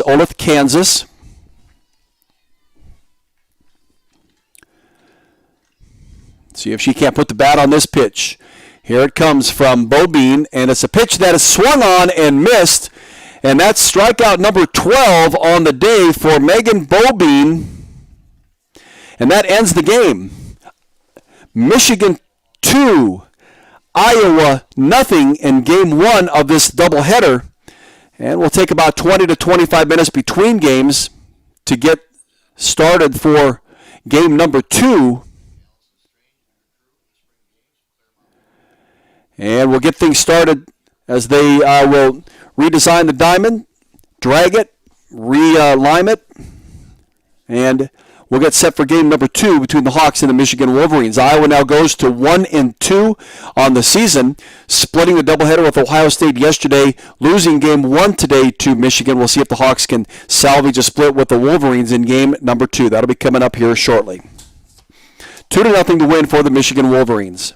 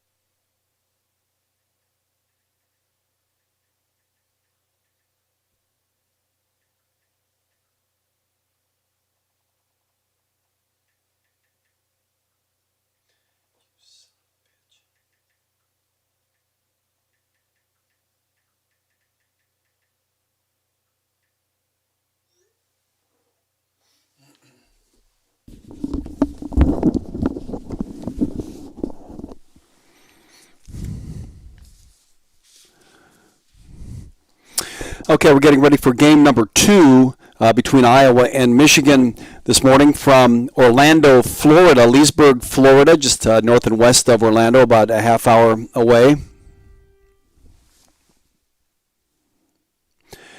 The Michigan Wolverines won game 1 by the score of 2-0. Michigan was able to score a run in the top of the second inning in the bottom of the order as Teus Gonzalez was hit by a pitch, sacrificed to second, and scored on a single by Lexi Blair. Michigan would then add a run in the top of the 7th inning as a leadoff hitter, Lexi Blair, was hit by a pitch. She was sacrificed to second, moved to third on an unassisted ground out to first base by Hannah Carson, and then would score on the single by Taylor Bump to make it 2-0. Iowa just unable to get many runners on base. As a matter of fact, Iowa had just 2 runners on base in the entire game. Denali Lecker, she doubled in the bottom of the second inning, was stranded there, and then Briley Klosterman singled and was moved to second on a sacrifice and was stranded there. And in their 4th, 5th, 6th, and 7th innings, they went down in order. 7 strikeouts, a couple flyouts, and a ground out. Megan Bobine with 11 strikeouts on the day. She had 19 in a win over Purdue yesterday, so she's at 30 through the first part of this weekend with another game for Michigan to play. So we'll see if the Iowa Hawkeyes can come through in game number 2 against the Michigan Wolverines. Head coach Renee Gillespie has juggled the lineup quite a bit for this game. We will see Denali Lecker pitching for the Hawkeyes in this game, and she also will be batting for herself in the 3rd spot. Denali, coming out of high school, had helped pitch Ogden, Iowa, to a Class 2A state championship last summer. She, a tremendous pitcher in high school, wanted to pitch, even coming to the University of Iowa, but was told that would be a part of what the coaching staff was going to do with her when they got her, but they realized, how effective she is at various positions. So she's is a utility player who can play really pretty much anywhere, but is going to get her chance to pitch here in this second game. Nia Carter will lead it off for the Hawks. She'll be playing right field. Nia hit the base hit yesterday that scored the winning 2 runs against Ohio State to win game 2 yesterday 4-3. She was 5 for 7 from the plate yesterday. In game 1 today, she was 0 for 3. Grace Baines will play second base. Grace in the first game was 0 for 3. Denali Lecker, as I just talked about, will be batting third and pitching for herself. Denali had a double in the second inning of game number 1 against Michigan, and then she struck out and flew out. Lindy Milkowski will be behind the plate in this game. Lindy Milkowski, freshman out of Olathe, Kansas, going to get her shot at starting today in this second game. She'll be batting 4th. Donna Ray Mayhew, D-Ray Mayhew, will get the start at first base today. D-Ray is batting 5th in the lineup. She was the Junior College Player of the Year 3 years ago, coming out of Kirkwood Community College. She is a Bettendorf native and a fine softball player. Kalena Burns will be starting as the designated player. She'll be batting 6th in the lineup. Amber DeSena. Amber is playing third base and batting 7th. Amber is a 5'6" freshman from Concord, California, getting her first start as an Iowa Hawkeye. Brodie Klosterman will be batting 8th, playing center field. Brodie got her first hit of her career back in the 3rd inning of the game against Michigan. She was 0 for 4 yesterday against Ohio State in the doubleheader. She hit into a fielder's choice in game 1, and she walked in game 2. She had a couple of strikeouts. Riley Sheehy will start out in left field for the Hawks, and Riley struck out and had a sacrifice bunt in the first game against Michigan. And Avery Guy will be the playing shortstop for the Hawks in the number 10 spot. Won't be batting, but she'll be playing shortstop, and will have a chance to bat if it ever comes around to that necessity. Hawks at 1-2 on this early part of the Big Ten season that is starting in Leesburg, Florida, splitting a doubleheader with Ohio State yesterday, and then losing game number 1 to Michigan here today. We await game number 2 on the Big Ten Network. That should be coming up at any time. I was told that 11:35 our time would be the start time. It'll be interesting to see how this Iowa Hawkeye lineup goes. How they can be productive. That's what it's all about. Head coach Renee Gillespie. She and her staff have done a fine job of recruiting the type of student athletes that they want on this softball team. And they think they have them. They got a lot of young players, though. She certainly is patient as anybody, especially with a young freshman trying to get, adapted to collegiate softball. But any sport, for that matter, as a freshman, it's a huge jump from high school to the collegiate level in athletics. And so we're awaiting the Michigan Wolverine lineup, and we'll get things started. Michigan now at 3-0 after a doubleheader wins yesterday over Purdue 4-0 and 4-0. Takes care of the Hawkeyes early this morning in game number 1 of a doubleheader, and they'll be having game number 2. I remind you that tomorrow's doubleheader between Iowa and Michigan State is an early morning start. That'll be game number 1 is at 8 o'clock Sunday morning. Game number 1 at 8 o'clock Sunday morning, and game number 2 somewhere around 10:15 Iowa time. But we'll know more about that once we get through game number 1. Need to get through this second game with Michigan here and take care of business. And Hawks, if they can salvage a win against Michigan, will certainly take it. Michigan ranked number 17 in the country, and one of the premier programs in the Big Ten for many, many years under head coach Carol Hutchins, who's in her 37th year. She's the all-time leading. She's the coach with more wins than anybody else in NCAA history, with 1,631 coming into this season. In her 37th year, she does have an NCAA title under her belt, that back in 2005. She's won 21 Big Ten titles in 37 years as a head coach. But even in those years where they didn't win titles, they were either very close, finishing second or third, and were quite good then. So she's had a marvelous program for the last 37 years.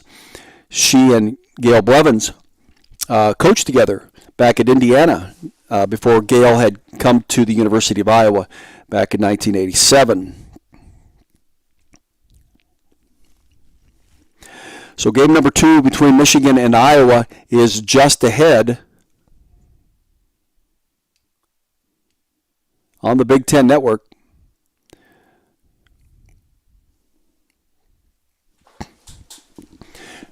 The projected start time for this game was at 11:50. Maybe they were going to wait for that moment.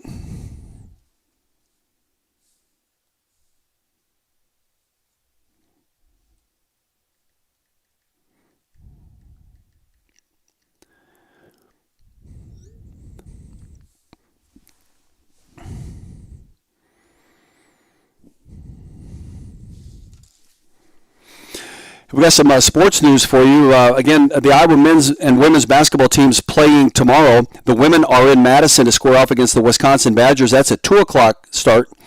Iowa women coming off a nice upset of Michigan in a big way, 89-67 on Thursday. And the University of Iowa men's basketball team at Ohio State tomorrow afternoon. That's a 3 o'clock start time. Iowa coming off a loss to Michigan on Thursday. Have some information from track and field. The Iowa Hawkeye men's and women's track and field teams got off to a good start yesterday at the Big Ten Indoor Conference meet. And I will continue to talk about that throughout this second game of the Iowa-Michigan softball game, as I am marking down the Michigan lineup. Lexi Blair will lead off as usual, and she's playing left field. Julia Jimenez is batting second and playing third base. Taylor Bump is in the number 3 spot in the batting order, and Taylor Bump is playing first base.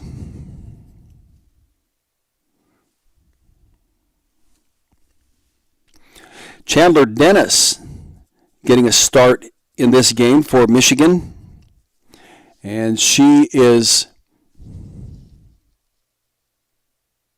the designated player.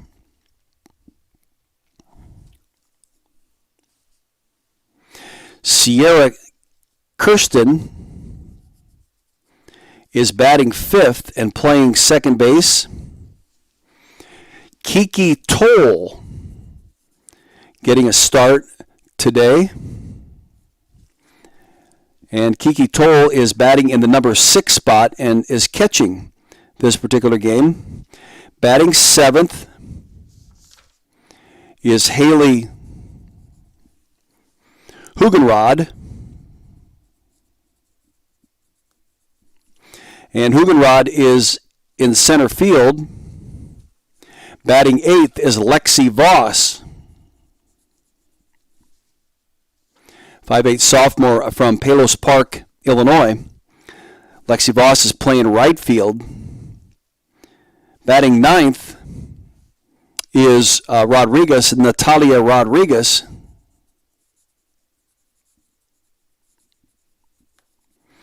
And Rodriguez is playing shortstop in this game. And pitching for the Wolverines is Alex Storako.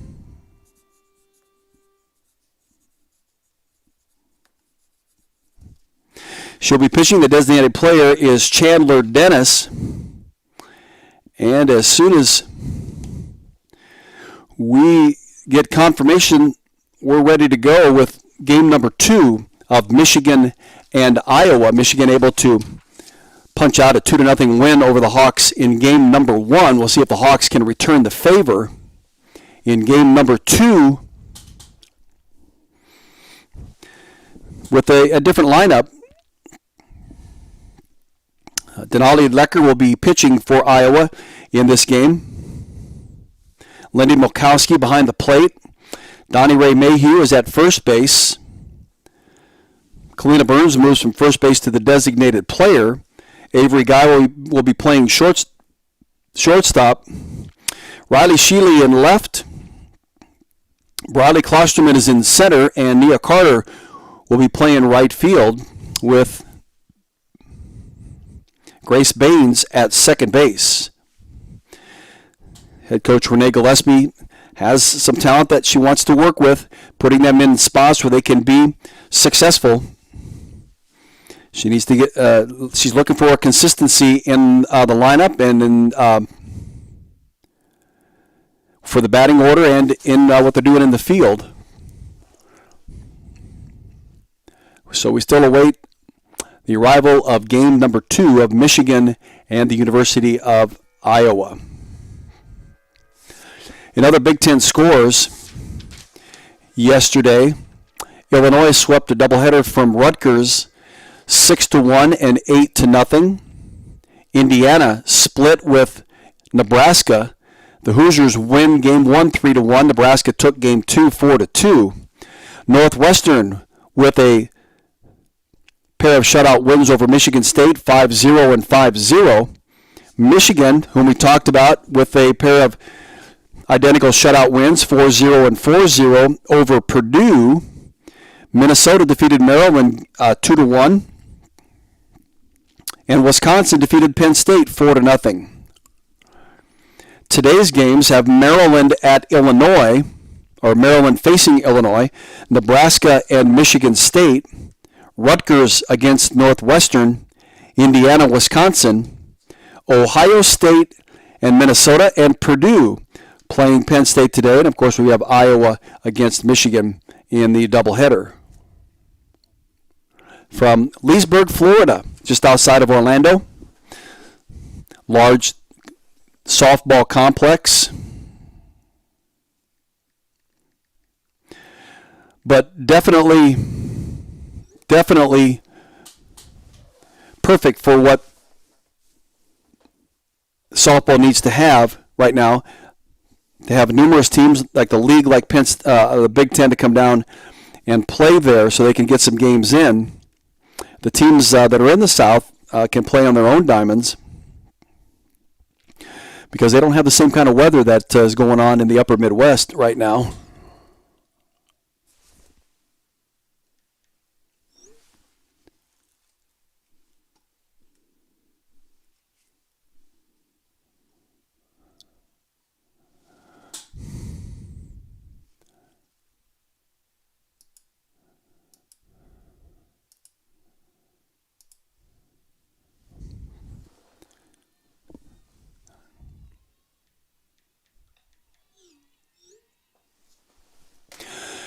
So the Hawks and the Michigan Wolverines underway in game number 2.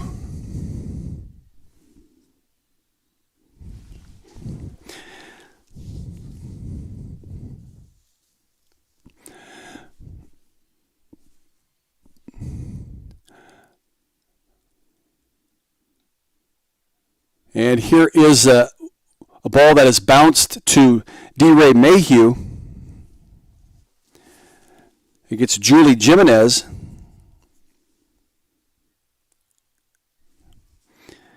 Advancing Lexi Blair to first base. 1 out. And that'll bring up Taylor Bump.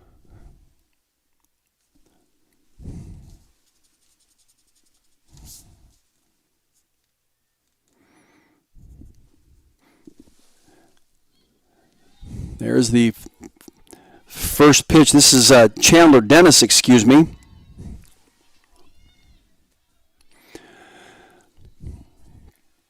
So Lindy Molkowski is behind the plate, and Denali Lecker is in the circle for the Hawks in game number 2 against the Michigan Wolverines. Michigan with a runner at second, and Julia Jimenez.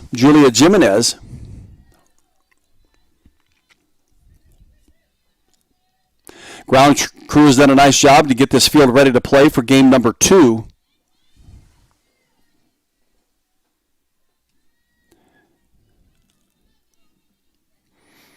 And here is the offering to Dennis. And a pitch that's off the plate.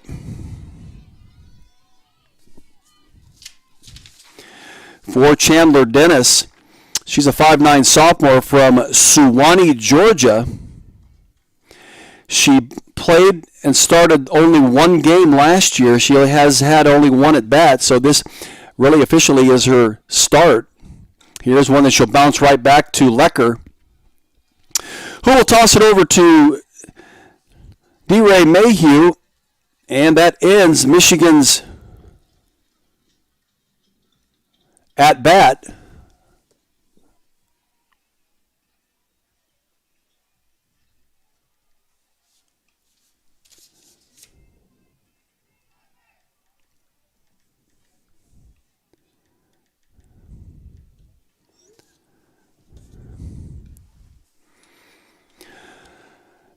And Michigan will go back out into the field as Alex Storako in the circle.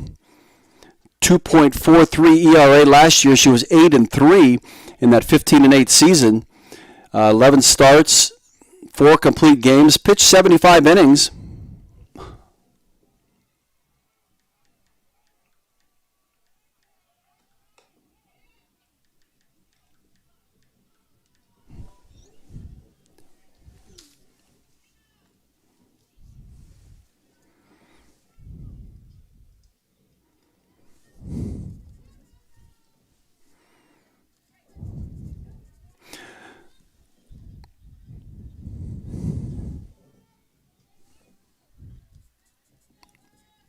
So we actually are now in the top of the 2nd inning.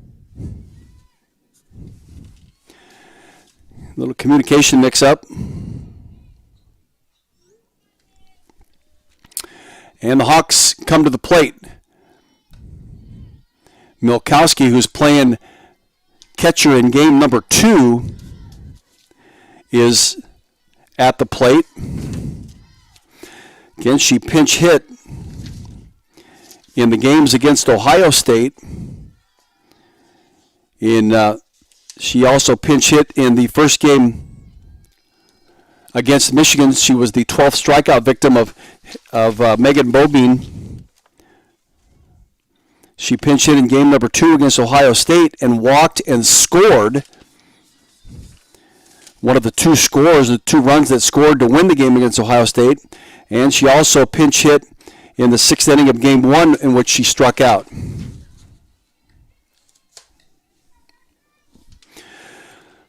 So it's the top of the 2nd inning. Lindy Milkowski, batting number 4 in the lineup. Nia Carter popped up to third base. Grace Baines flew out to right field, and Denali Lecker flew out to left field in their first at-bat.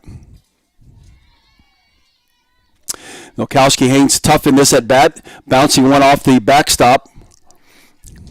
Down in the count.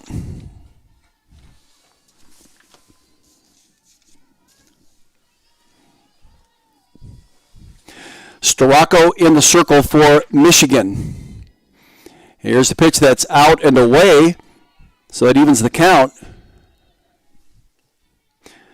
Alex Storako, a 2.43 ERA last year. In the full season of 2019, she had a 2.02 ERA and was 14-6 to go along with Bobine's 30-6 record. And here is a swing and a miss. And Milkowski down on strikes. First out of the Hawkeyes' top of the 2nd inning. And it brings up D-Ray Mayhew. D-Ray Mayhew. Nice recruited athlete for the Iowa Hawkeyes. 2017 looks at strike 1.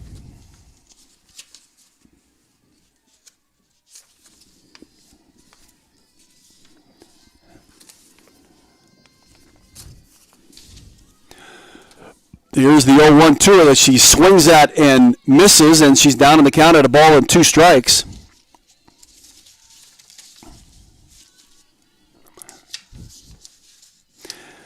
In 2019, in her first year as a Hawkeye, she batted .258, started and played in every game of 51. Here is the offering from Storako that is fouled to the backstop. Mayhew with 34 hits and 132 at-bats in 2019. She hit 8 doubles and 5 home runs in that season effort. I believe she also got in the circle where she was 0-7. She had 4 starts and 10 appearances. She's had a couple starts last year. She might even get in the circle this year. Here's Donnie Ray Mayhew looking at strike 3. Nice breaking pitch by Storako.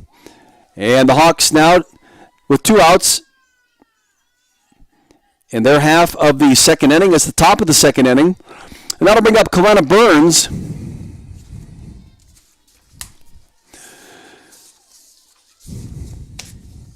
Burns extended a hitting streak,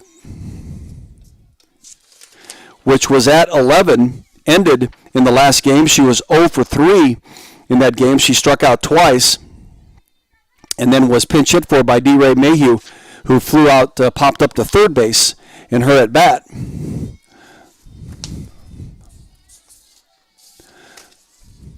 Here is the pitch to her that she fouls into the backstop. Coming into the season, she had a 9-game hitting streak.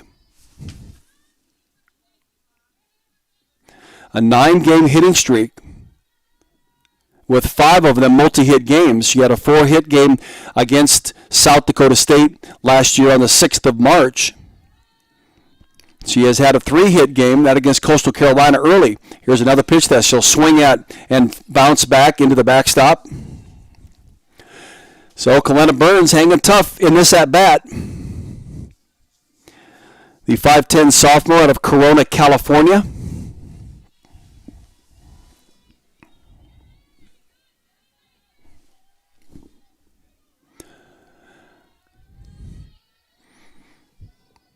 Here comes the pitch from Alex Storaka, and a swing and a miss, and Storaka strikes out the side.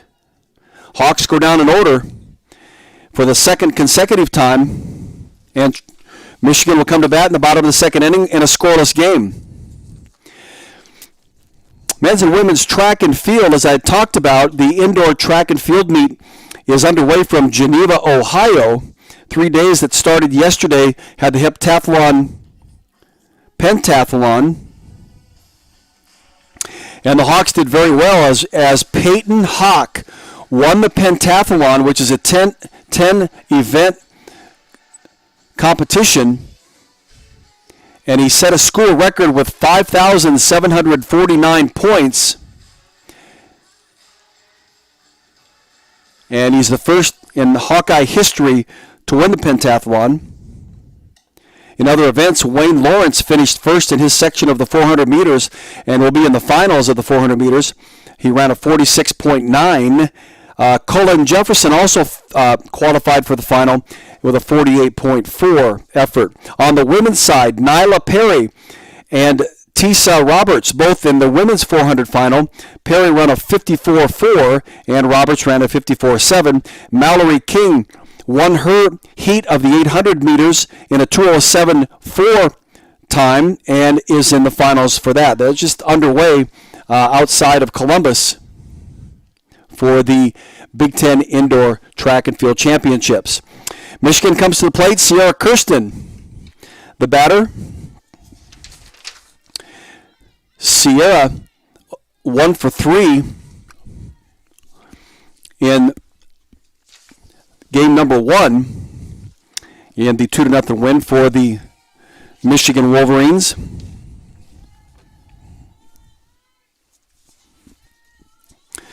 Looks at a pitch that's away.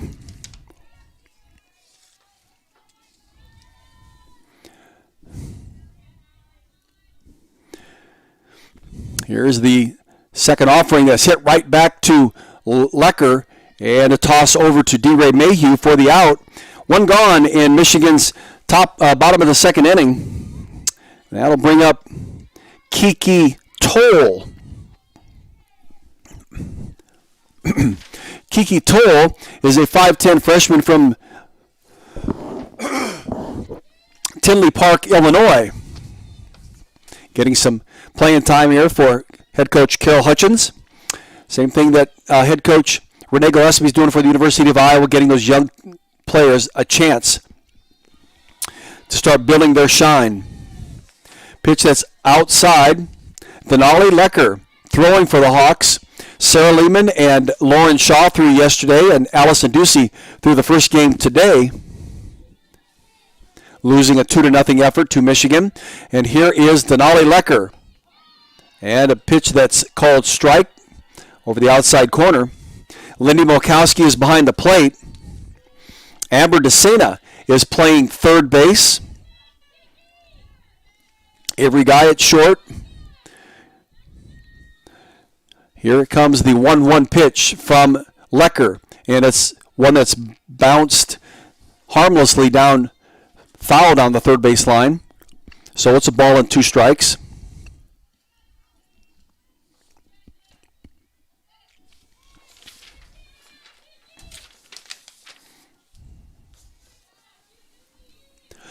One ball and 2 strikes. The freshman Denali Lecker with a pitch that's fouled into the backstop.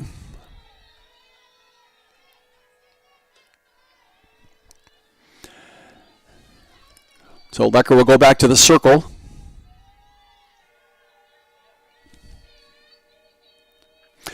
Hawks in their all-white uniforms with the black and silver-trimmed Iowa logo on the front. Black, silver-trimmed numbers. Sharp-looking outfit. And a ball that's 2 balls and 2 strikes. That's outside on Kiki Toll.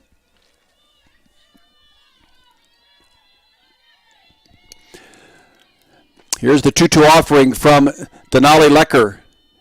And it's a pitch that's hit out into left field. That is going to be extra bases for Kiki Toll. And she hits a double. Hit it out to the fence. Riley Sheehy had to chase it down. And by that time, Kiki Toll is standing on second base. So the Michigan Wolverines threatening here in the second inning. They had a runner on first in the first inning. And now it's Haley Hugenrod batting seventh, playing center field. Hugenrod in game number 1 was 0 for 2. She was pinch hit for in the sixth inning by Lauren Essman, who promptly struck out. Head coach Renee Gillespie now out in the circle with this University of Iowa infield,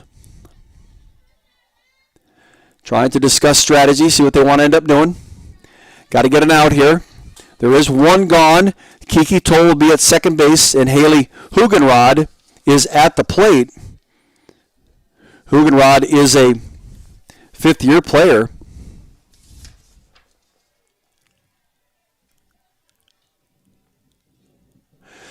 She was one of the 2 players who took advantage of NCAA's eligibility relief to return this season.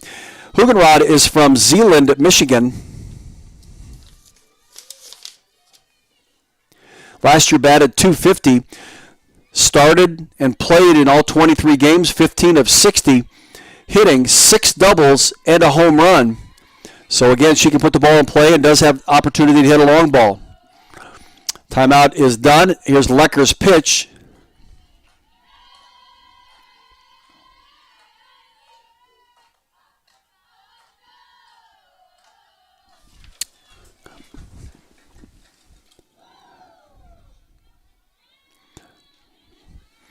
Here's the offering from Denali. Lecker is outside on Hugenrod, the right-handed hitting Hugenrod. Didn't offer much from the plate, at the plate, in the doubleheader win over Purdue on Friday. Here comes the pitch from Denali Lecker. Pitch that bounces in front of Milkowski, gets away from her, and that moves the runner Kiki Toll to third base.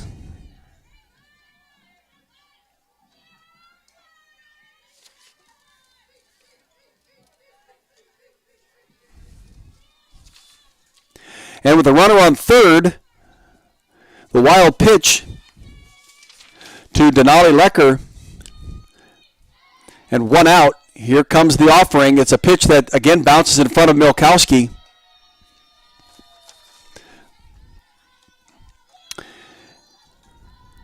Milkowski also a utility player. And if you can catch, you can be in somewhat demand. Here comes the offering from Lecker, and strike 2 is called. Hugenrod thought it was ball 4. She was about to head down to first base, and the umpire changes that thought. Keeps her at the plate.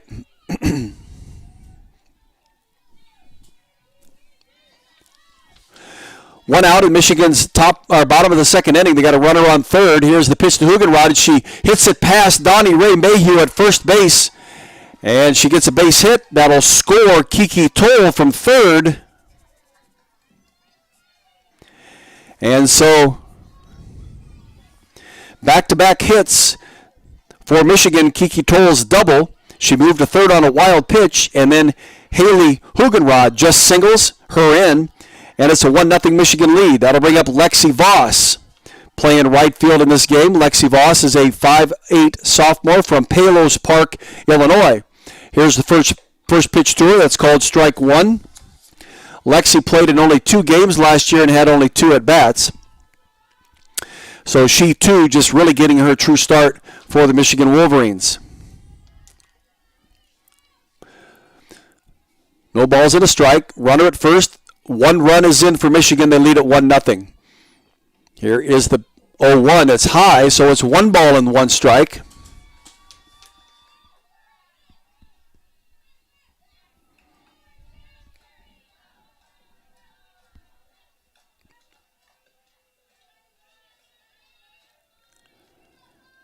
And here's the pitch from Denali Lecker. Pitch that's bouncing to third. They look to get the force at second. The throw not in time. And so Haley Hugenrod, makes it into second. Lexi Voss now at first on the fielder's choice. Still only one out. Runners at first and second. And it brings up Natalia Rodriguez.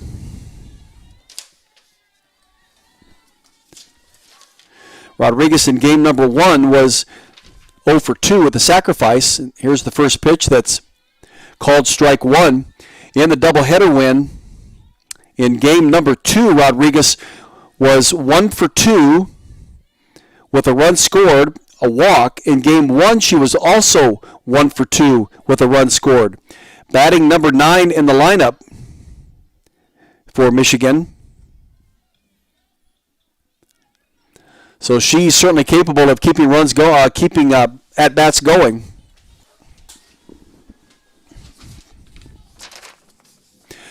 Here comes the pitch from Denali Lecker. And a pitch that is down and in.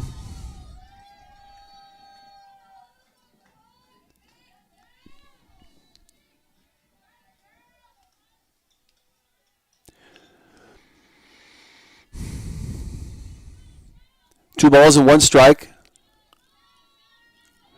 Here's the pitch from Lecker. And it's a pitch again. It's down and away. On Natalia Rodriguez. 2 balls and 2 strikes on the senior outfielder from Claremont, Florida.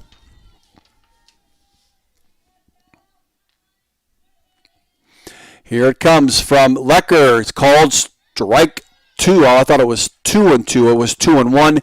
It is now 2-2.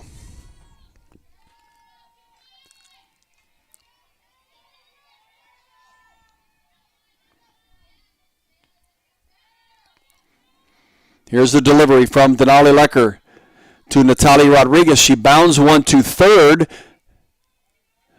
Nice play over there by DeCima.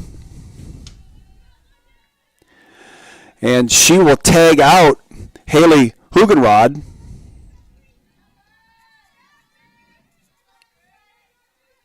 For the second out of the inning. That moves Lexi Voss to second, and Natalia Rodriguez goes to first on the fielder's choice, but it brings up the top of the order in Lexi Blair.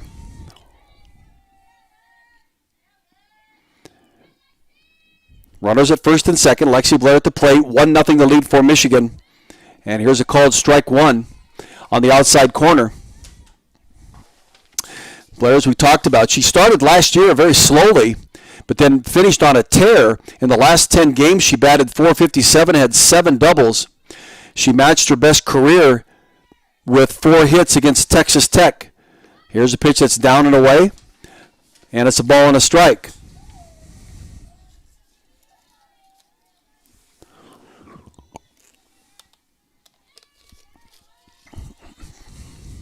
One ball and one strike on Blair, Lexi Blair, this graduate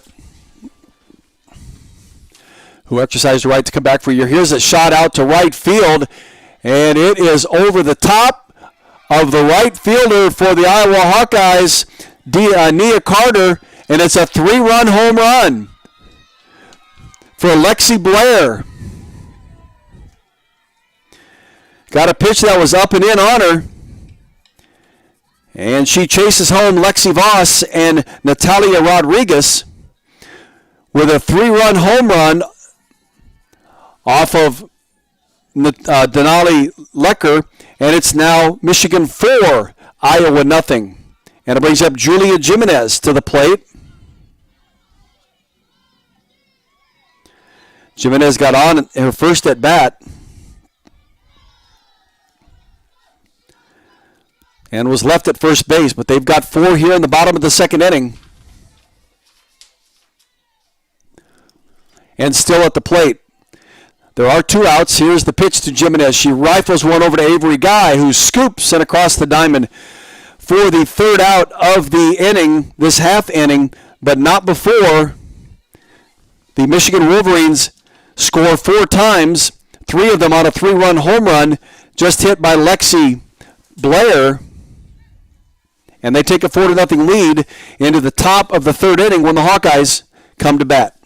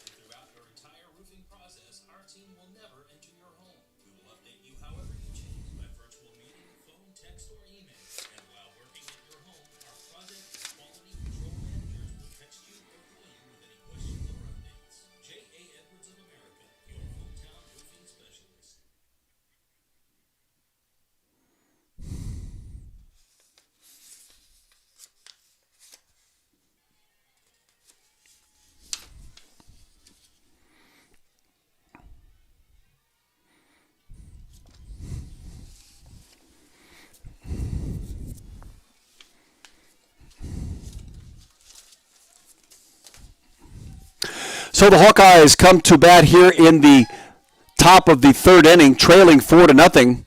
Amber DeSena will step into the batter's box. The right-handed throwing and batting DeSena. Her first at-bats as a Hawkeye. Freshman from Concord, California. Taking a look at Alex Storako. There's the first pitch to her. That's up and away.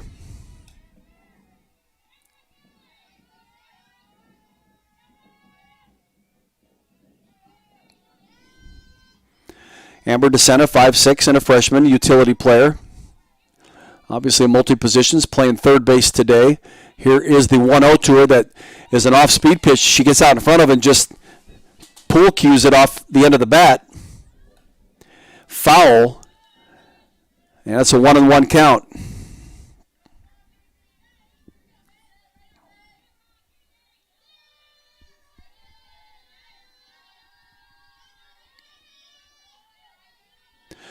Here's the 1-1 from Storako. And it's a pitch that's outside, and it's ball 2. Lexi Blair, her first home run of this season, did not hit a home run last year in leading Michigan in batting at .307 through the 23 games they played, but did hit 6 home runs in the 58 games played the year before in 2019 when Michigan won the regular season and the conference tournament. Here is a pitch that's right down the middle and a strike on DeSena.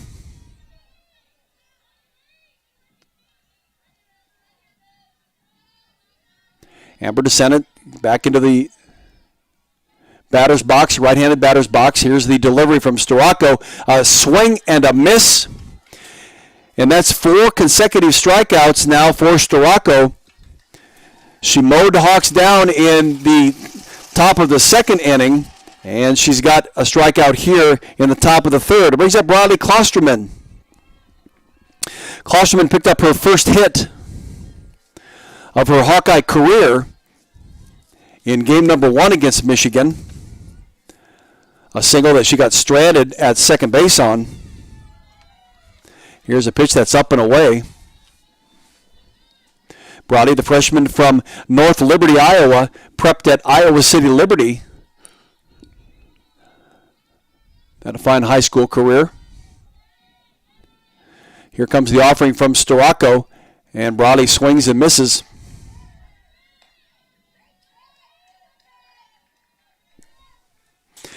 Alex Storako, excellent combination between her and Megan Bobian. We saw Bobian in game number 1 with 12 strikeouts, 11 strikeouts. Here's a pitch that's outside to Briley.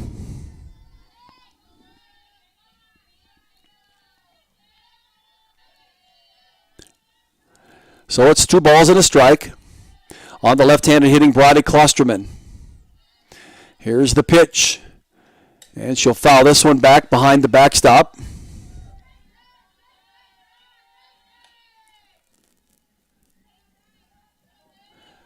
And it's a 2-2 count.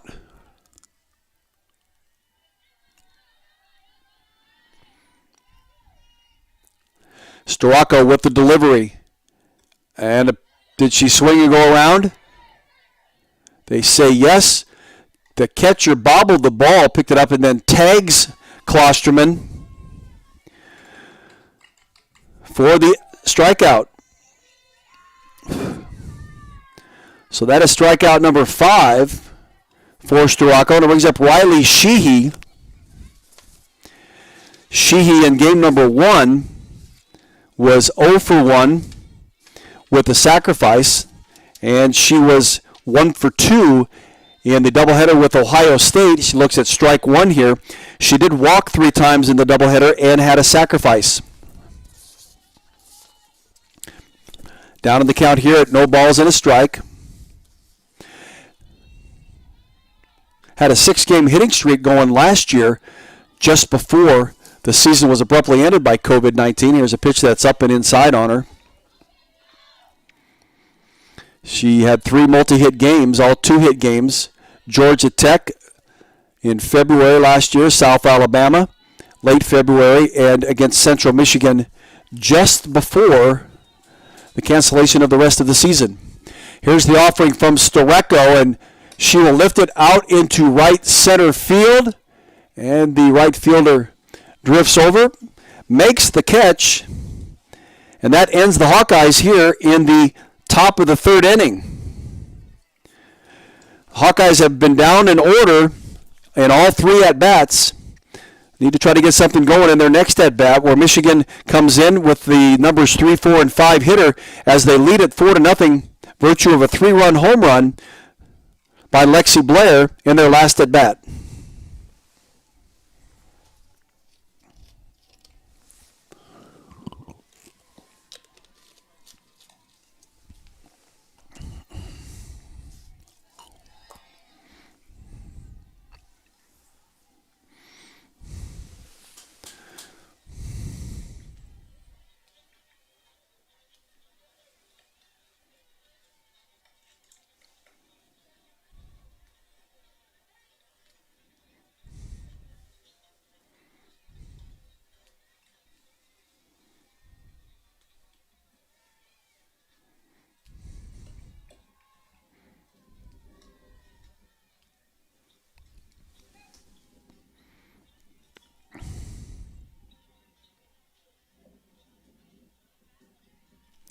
So we head into the bottom of the 3rd inning, and Michigan leads the Hawkeyes 4-0.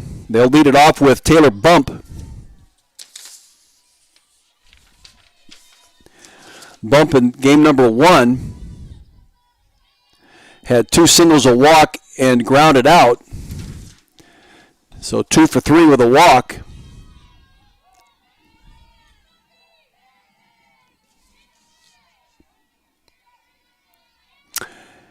It is not Taylor Bump.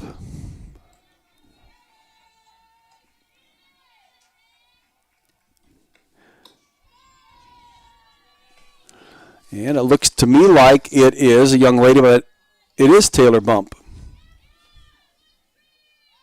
Okay. She bounded out to D-Ray Mayhew in her first at-bat. Here is the offering to her that's up and away. Denali Lecker in the circle for the Hawks. Lindy Milkowski is behind the plate. Amber DeSena at third base. Avery Guy at short. Grace Baines at second. D-Ray Mayhew is at first base. Riley Sheehy left. Briley Klosterman in center field. And Nia Carter is in right field. And a swing and a miss by Taylor Bump. And it's a 2-ball, 2-strike count on the Michigan senior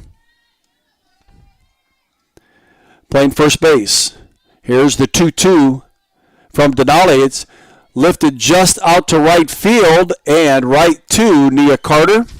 hauls it in for out number 1 in the Michigan bottom of the 3rd. Chandler Dennis, the designated player, now stepping into the batter's box. Dennis, a 5'9" sophomore from Suwanee, Georgia,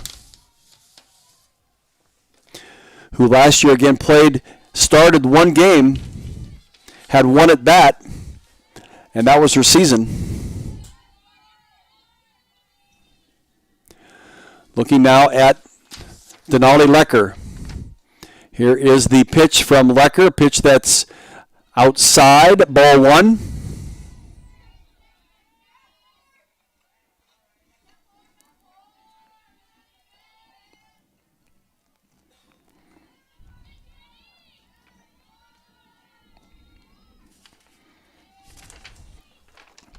Here's the 1-0 from Denali Lecker. It's a pitch that's lifted out to right field and right to Nia Carter, who makes the out. So 2 flyouts to right field for Michigan here in their bottom half of the 3rd, and it brings up Sierra Kirsten. Kirsten grounded back to Denali Lecker in her first at bat. In game number 1, she was 1 for 3, had a single later stages of the game.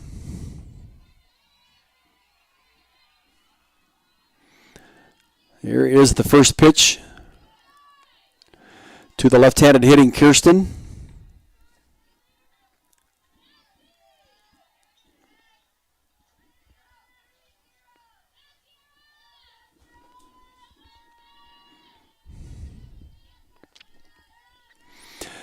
Here is the 1-0. Called strike 1. It's 1 ball and 1 strike.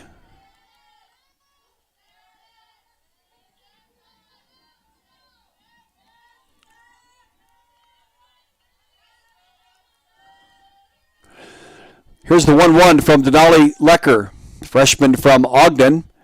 And it's a pitch that's down and in. 2 balls and a strike. Again, Iowa split a doubleheader with Ohio State yesterday. Well, last night, they had to turn right around and be right back in the diamond here this morning for a doubleheader with the Michigan Wolverines.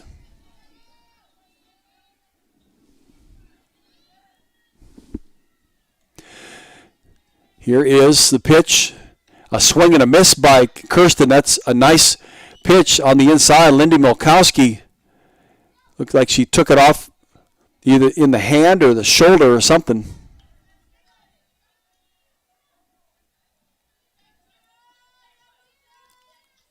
And it's 2 balls and 2 strikes.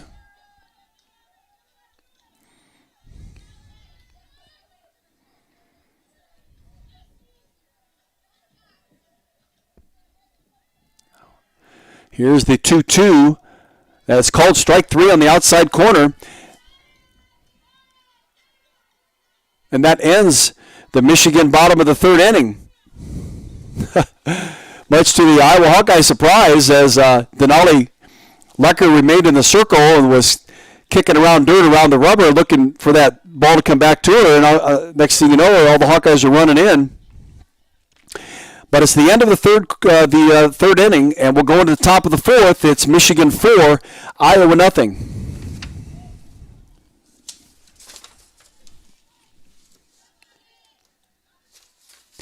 University of Iowa baseball opens up their season next weekend in Round Rock, Texas. They play 4 games against the Michigan Wolverines next weekend over those 3 days, March 6, 7, and 8. It's the Hawks and the Michigan Wolverines in Round Rock, Texas in baseball.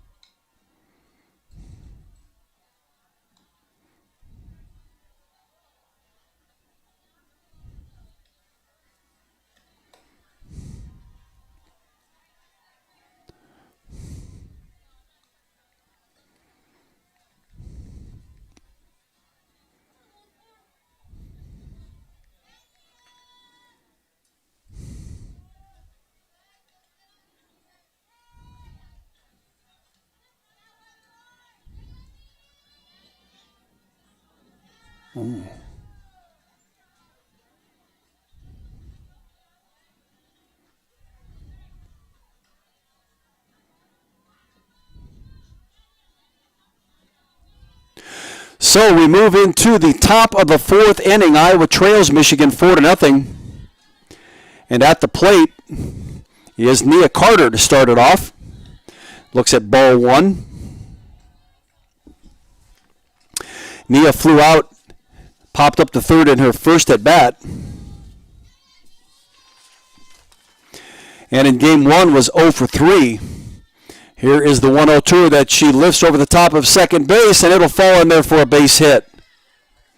Got just enough of it to get it over the top of second base. Sierra Kirsten, and in front of Lexi Voss in right field, and she's on base with the first hit of the for the Iowa Hawkeyes in this second game against Alex Storako. And this will bring up Grace Baines. Baines flew out to right field in her first at bat. Lexi Voss. She was 0 for 3 in game number 1 against the Wolverines, and yesterday she was 1 for 6 at the plate against Ohio State in the doubleheader split.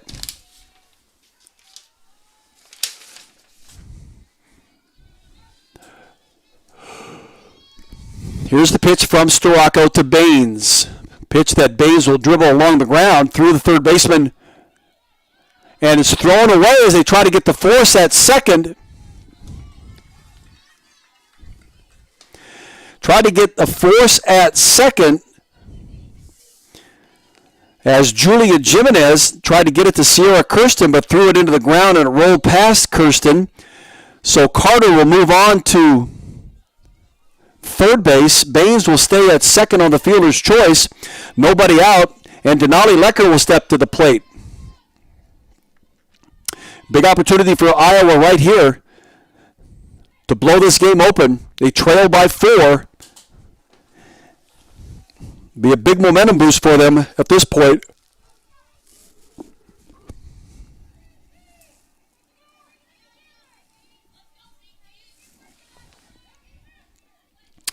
Nobody out. Denali Lecker at the plate, the number 3 hitter, pitching today. She flew out to left field in her first at bat back in the first inning. Here is the pitch to her that she'll lift up into the air. It's in the infield, and Jimenez at third base will take it right on the third base line for the first out of the Hawkeye top of the fourth. It'll bring up Lindy Milkowski. Milkowski, freshman catcher from Olathe, Kansas, struck out in her first at-bat.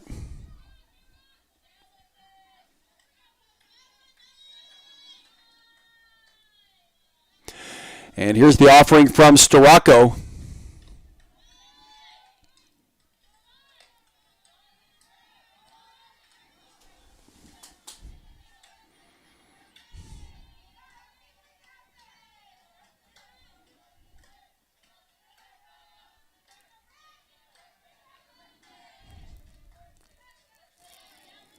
Here's the offering from Storako, and they got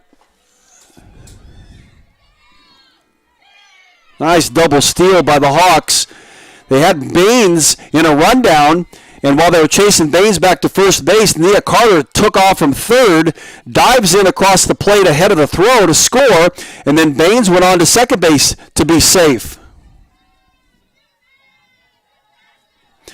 So a nice double steal effort and a run scored for the Hawks with just one out, and Milkowski remains at the plate.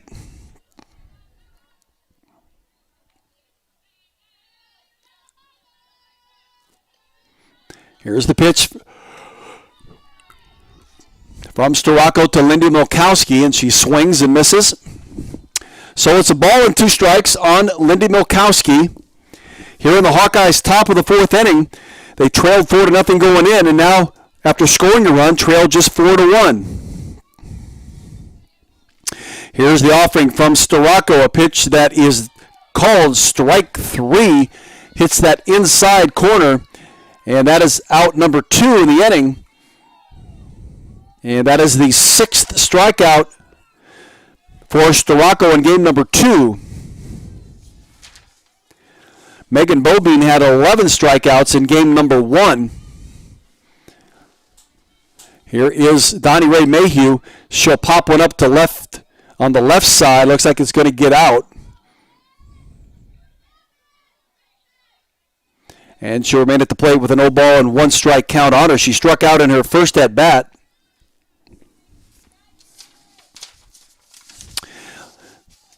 Last year,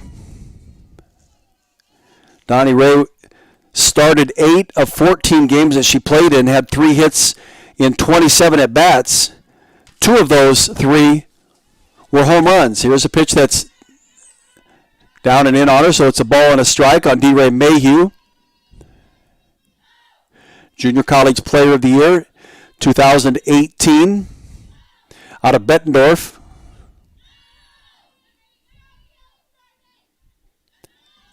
Here's the 1-1 to her. That swings, and she fouls it back into the Michigan dugout. And she remains at the plate with a 1-ball and 2 strike count on her. Grace Baines at second base. Nia Carter has already scored here in this inning for the Hawks. 2 down. And D. Ray Mayhew at the plate. Here's the pitch to her. She lifts out into left field. And it just isn't going to be far enough to carry out, and hauled in there by the left fielder, Lexi Blair. And that ends the Hawkeyes at bat in the top of the 4th inning. But Iowa does get 1 run to close the gap to 4-1. Michigan leads it 4-1 heading into the bottom of the 4th inning.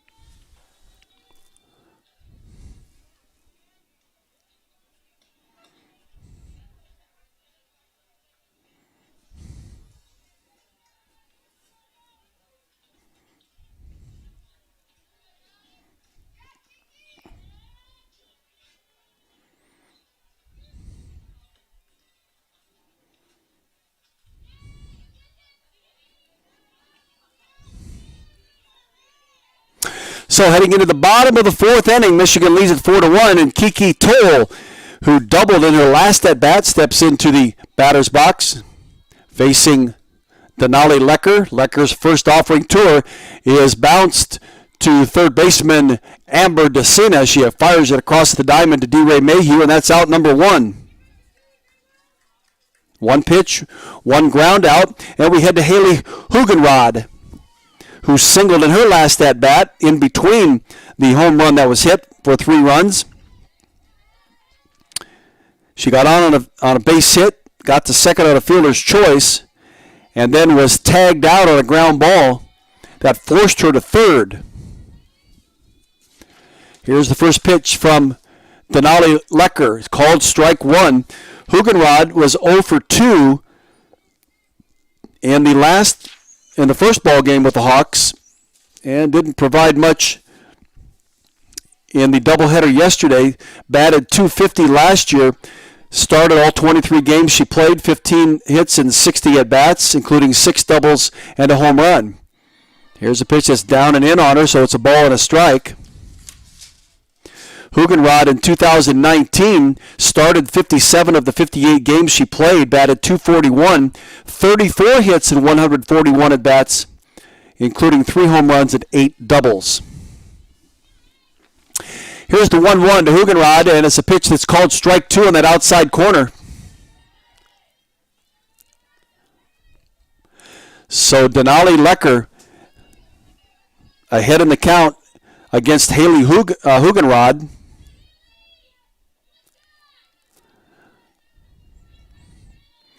And here's the offering from Lecker, and it's a ground foul. It hits her in the batter's box, so the count remains the same.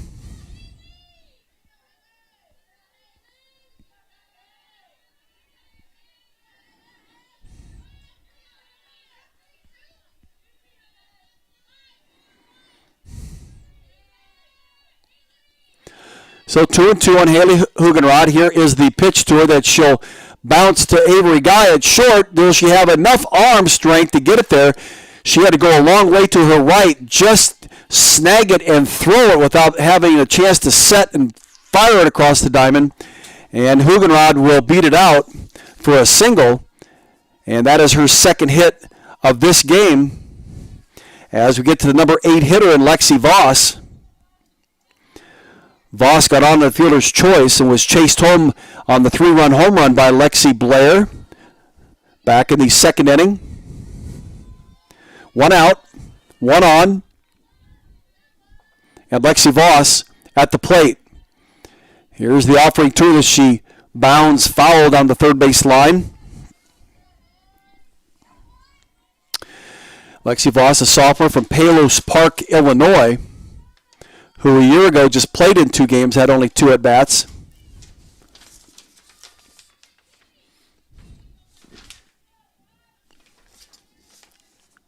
Four to 1 the lead for Michigan. Here is the pitch by Denali. It's outside. 1 ball and 1 strike.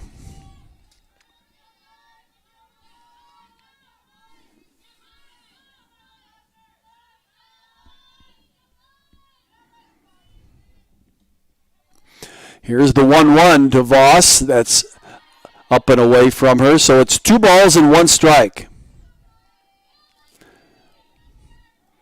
Bottom of the 4th inning. Michigan leads Iowa 4-1. Michigan at bat, 1 out, 1 on. And we're the number 8 hitter in the lineup for the Wolverines. Here is the 2-1 that is bounced right to Avery Guy. She's going to go to second for the force.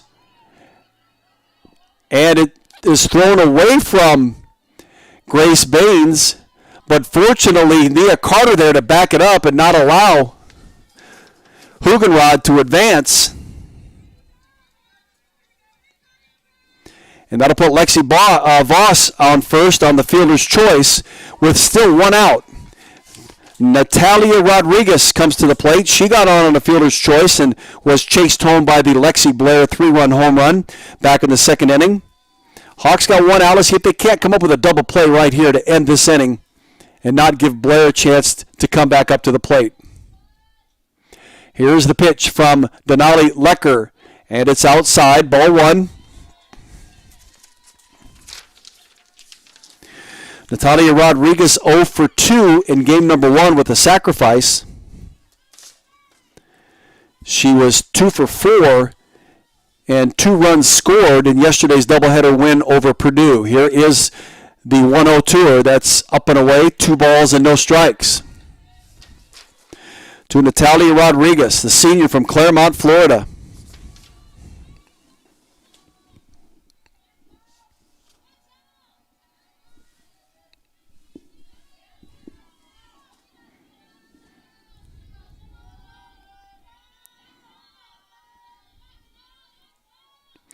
Here's the pitch from Denali Lecker, and it's a pitch that's up and away, so it's 3 balls and no strikes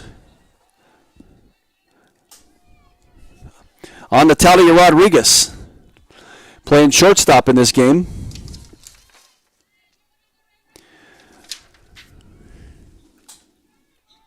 Here is the 3-0 pitch, and it is ball 4. So that'll load up the bases for Lexi Blair, who slammed a home run in her last at-bat, a 3-run shot. Obviously more than capable of hitting the home run, but does put the ball in play. Leading at 4-1 and 1 out. And a timeout now asked for. I believe Renee Gillespie going to come out from the Hawkeye dugout. Don't know if she's going to make a pitching change or not.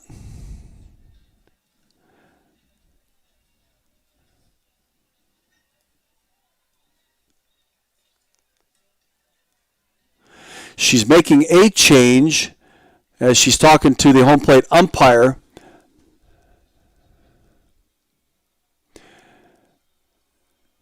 And she is going to, looks like Lauren Shaw will be coming in to take over the pitching duties for the Hawks. Lauren Shaw pitched 7 innings yesterday in game number 2.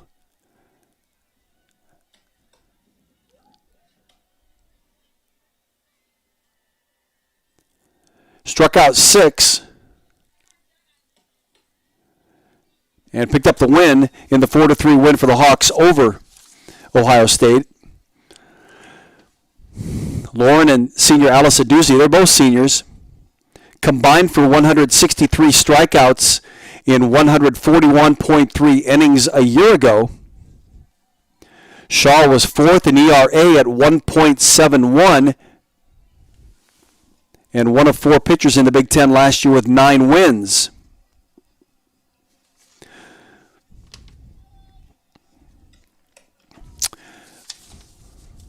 Lauren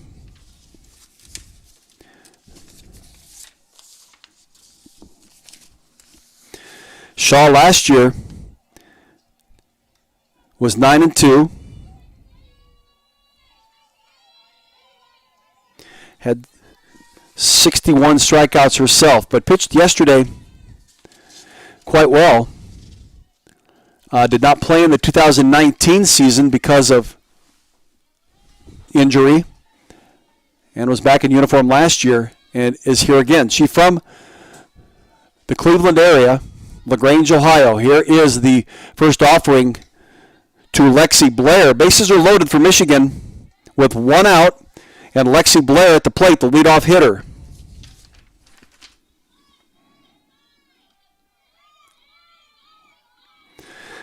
Blair popped a 3-run home run in her last at-bat. Here's one that she'll ground to second baseman.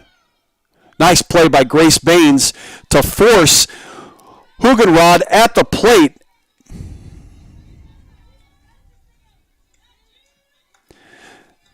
That moves the runners up, but it keeps another run from scoring, and it takes the bat out of the hands of a good hitter in Alexi Blair. But now they got to get Julia Jimenez to do something similar. That was a long throw for Gracie Baines. A 2-hopper to her. There's not a lot of distance between home plate and any of the bases. And here's Jimenez, and she'll foul it back into the backstop. But she knew what she was going to do with it right away.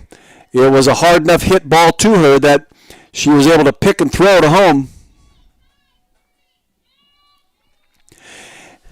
Bases remain loaded with 2 outs. Lauren Shaw in the circle. Working against Jimenez now is 1 ball and 1 strike.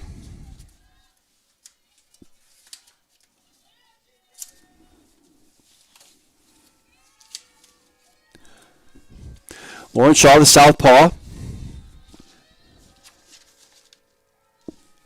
Here's a pitch that's up and in on Jimenez. Shaw threw in the 2018 season. She threw 85 innings then in that year.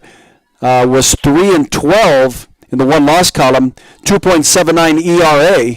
Here is the 1-1. An off-speed pitch is called strike 2. Excellent pitch by Lauren Shaw. In 2018, she had 14 starts in 22 appearances, pitched 85 innings, struck out 70. And she missed all of 2019 and was back in 2020. Here's a hit right up the middle. Going to score 1, going to score 2, and move runners up. It was a lightly hit ball into short center field, but Michigan moving quickly around the base paths. Lexi Voss will score from third, and Natalia Rodriguez will score from second.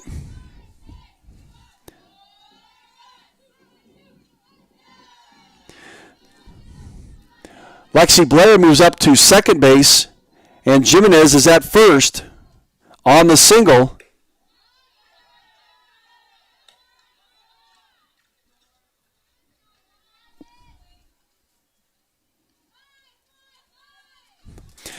with still 2 outs. And it's Taylor Bump at the plate. Here's a pitch that's called strike. 1 ball and 1 strike to Taylor Bump. She's 0 for 2 on the day. Had 2 hits and a walk. She was 2 for 3 in game 1 with a walk. Here's the off-speed pitch across the plate. Nice pitch by Lauren Shaw. It froze Taylor Bump at the plate.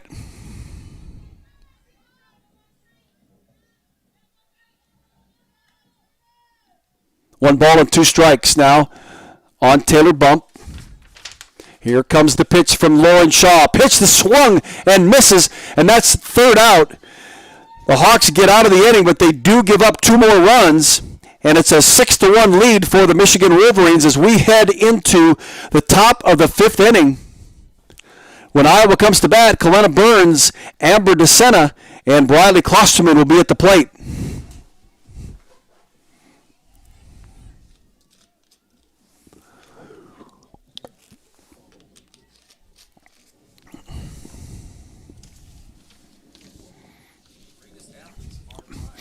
University of Iowa volleyball team defeated Northwestern last night 3-2, and these are outstanding scores, interesting, especially in game 2 or match 2. 26-24 Iowa, 39-37 Iowa. Then Northwestern would win the next games 25-23, 25-17, and Iowa would win the decisive 5th one 15-11. Same 2 teams tonight at Northwestern. Conflicting start times. I thought it was at 5 o'clock. I've seen where it shows at 7 o'clock. But it's Iowa at Northwestern in college volleyball tonight. The Hawkeyes picked up their 3rd win of the season with the win at Northwestern, 3-2 last night.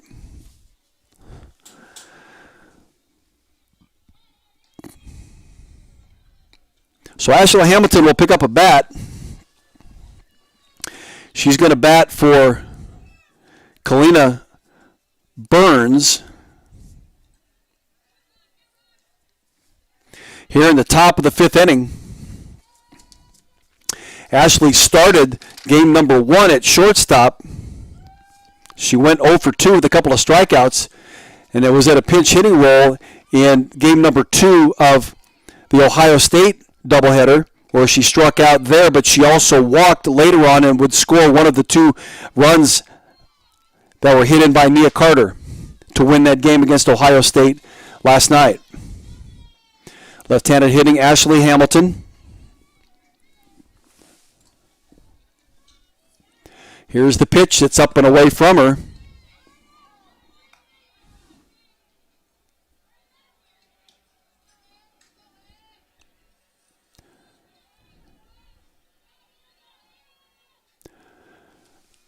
Hamilton from Cedar Rapids, prepped at Kennedy High School. Here's the pitch from Storako, a pitch that hits that outside. Oh, it didn't hit the outside corner. I thought the umpire, nodded his head forward as if he was going to call a strike.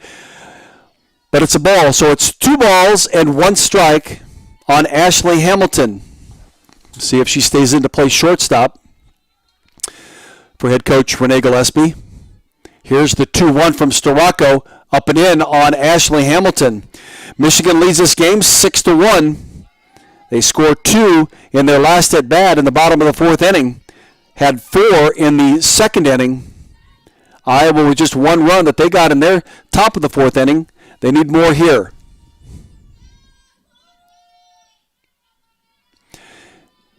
Here's the 3-1 that Ashley looks at, hits the outside corner, so it's a full count now on Ashley Hamilton at 3 balls and 2 strikes.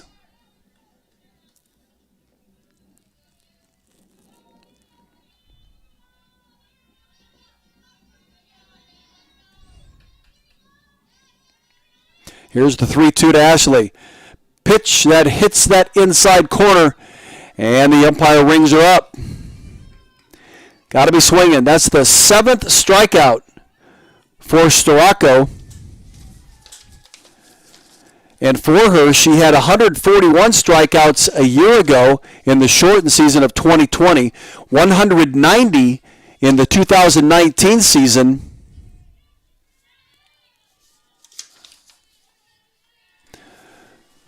So she, like Megan Bobine, a strikeout pitcher. And now at the plate is Amber DeSena. DeSena struck out in her only at bat this game. That back in the third inning. 6-1 the lead for the Michigan Wolverines. Here is the 1-0. Becomes strike one, so it's 1 ball and 1 strike on Amber DeSena. Freshman out of Concord, California. One of a number of freshmen that are seeing playing time for head coach Renee Gillespie. She's looking for players. Here is the 1-1 pitch, and a light swing and a miss. Becomes 1 ball and 2 strikes.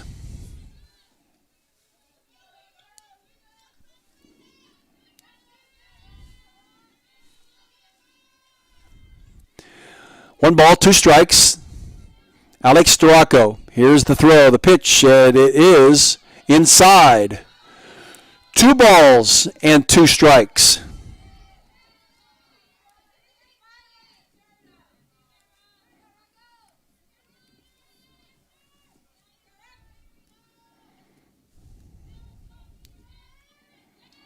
Here's the offering from Storako that DeSena went down to get. It was a pitch that was down and out, and she went down to try to swing at it. She strikes out. Out number 2, strikeout victim number 8 for Storako, and it brings up Briley Klosterman. Left-handed swinging Klosterman, freshman from Iowa City Liberty High School in North Liberty.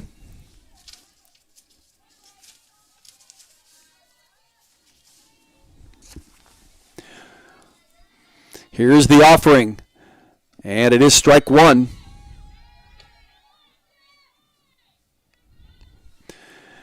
To Briley Klosterman.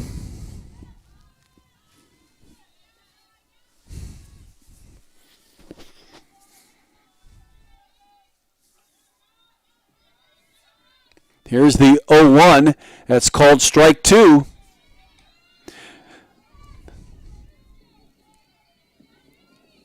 Briley picked up her first hit of her career in game number 1.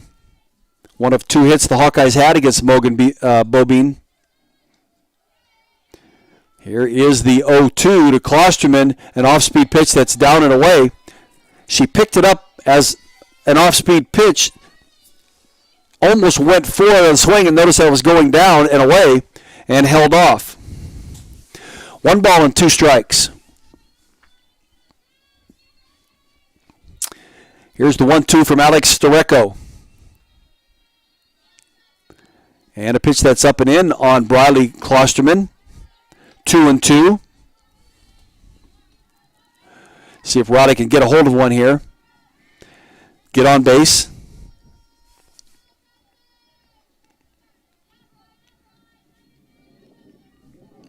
Here is the 2-2. And she swings and misses. And that ends the Hawkeyes here in the top of the 5th inning with the 9th strikeout. It's the 3rd time in 5 at-bats that Alex Storako has struck out the side. 6-1 the lead for the Michigan Wolverines as we go into the bottom of the 5th inning. They'll have the middle of the order up when play resumes.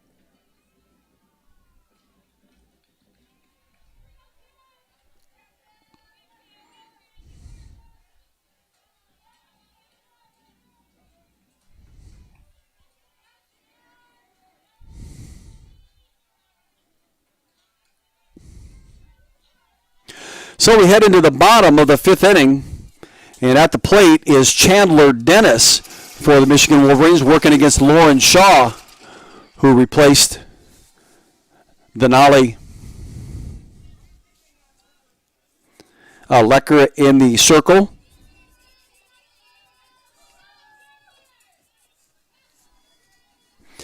And she would promptly get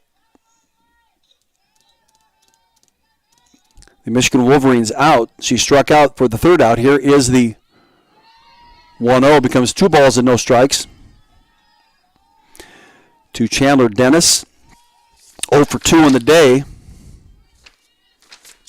Did not play in game 1. Here's the offering from Lauren Shaw. That's up and in.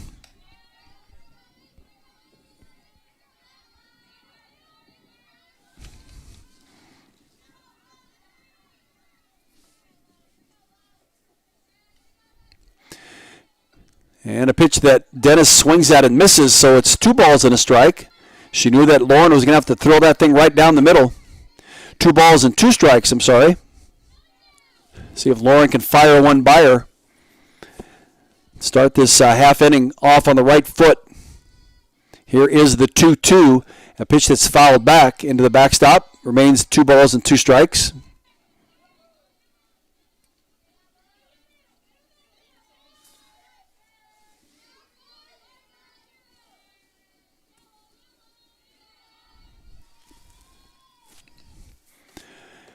And a pitch that's called strike 3, right down the middle actually, and it froze Chandler Dennis in place.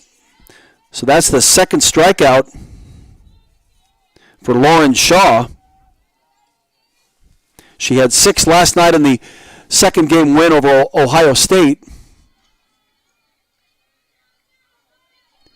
And that'll bring up to the plate Sierra Kirsten. Kirsten promptly delivers one out to center field, and it gets through Riley Klosterman, and Kirsten going to get all the way to third base.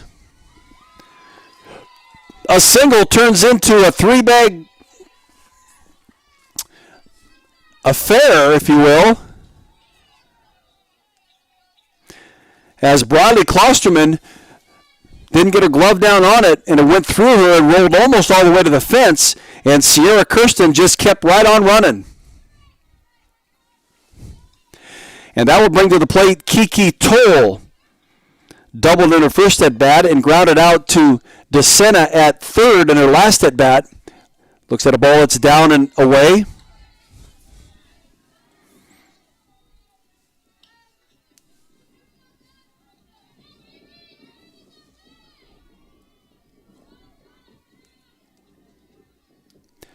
Here's the 1-0 from Lauren Shaw.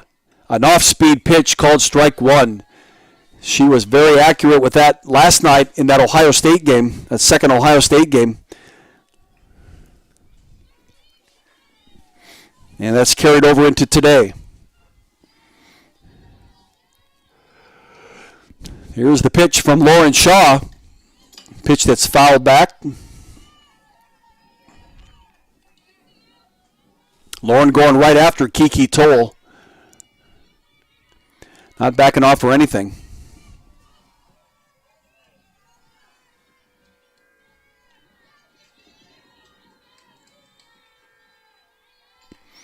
Here is the offering from Lauren Shaw, an off-speed pitch that's down and away. Thought maybe she could get the umpire to go with it too. He looked like he was leaning into it, wanted to call it a strike, but opted to make it ball 2. 2 balls and 2 strikes on Kiki Toll.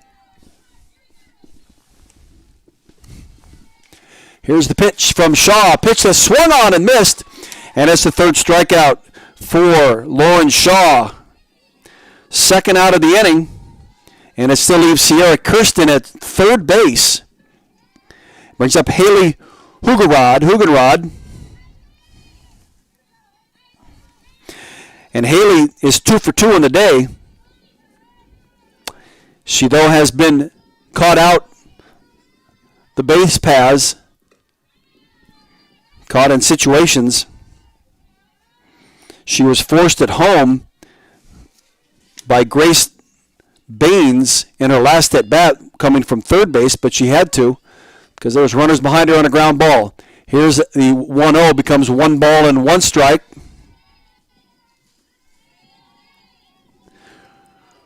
Hugenrod out of Zeeland, Michigan, in her 5th year as a player for the Michigan Wolverines. Here is the 1-1, an off-speed pitch called strike 2.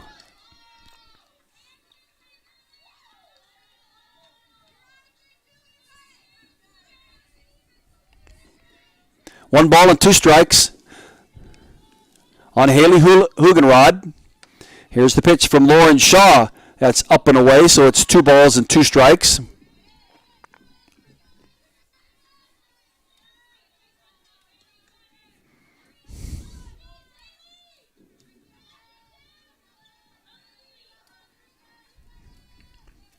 Here's the 2-2 that she burns along the ground and into the Michigan dugout.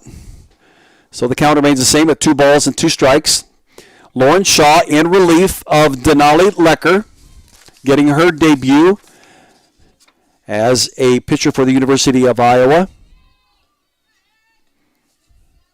Here is the 2-2 from Shaw. An off-speed pitch, strike 3 called, and that will end the inning as Lauren Shaw strikes out the side, leaving a runner in Sierra Kirsten at third base. Michigan still has a 6-1 lead as we go into the top of the 6th inning. And the Hawks, when they come to bat, will have Riley Sheehy, Riley Sheehy, Nia Carter, and Grace Baines.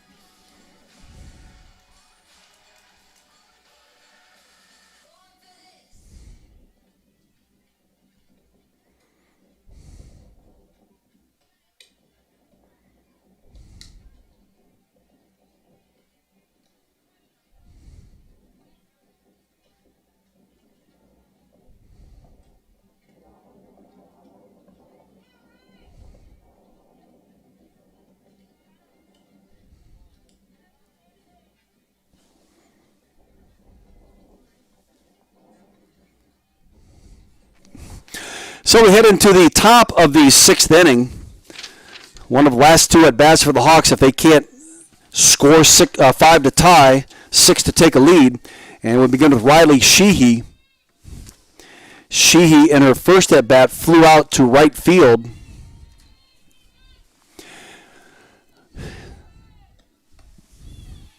Alex Storako been marvelous in the circle for the Michigan Wolverines. Behind in the count here at 1 ball and no strikes on Riley Sheehy. Here's a pitch that Sheehy swings at lightly, can't connect with, and it's a 1-1 count.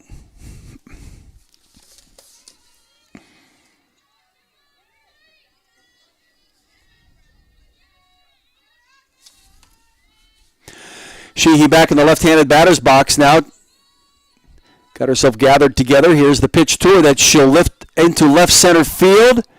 And center fielder over there to grab onto it, Haley Hugenrod, and that's out number 1 for the Hawks in the top of the 6th inning. That'll bring up the top of the order, and Nia Carter.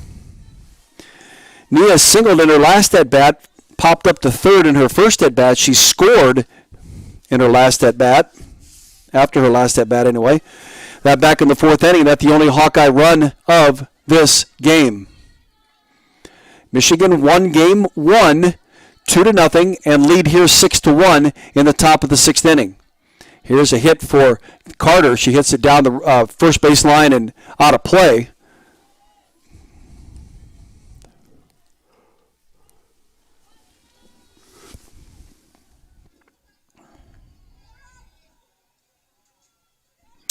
Nia, a sophomore out of Rancho Cucamonga, California. A lot of young athletes on this Iowa softball team. They got, a few good veterans too, but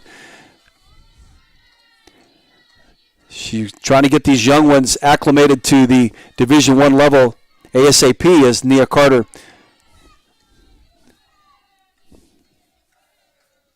Fouls one into the backstop.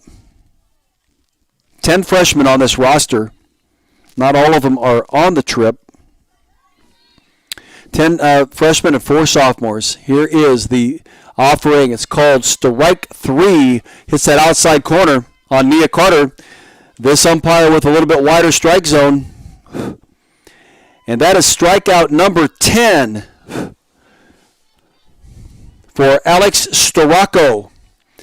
Megan Bobine had 11 strikeouts in game 1. Storako with 10 here in the top of the 6th inning, and she has struck out the side on 3 separate occasions. It's Grace Baines who steps into the batter's box, reached on a fielder's choice in her last at-bat, and flew out to right field in her opening at-bat of this game. Baines in game number 1 was 0 for 3. Here's a pitch. Hits that inside corner, an off-speed pitch. That's now no balls and 2 strikes on Grace Baines. Freshman from Kansas City, Kansas.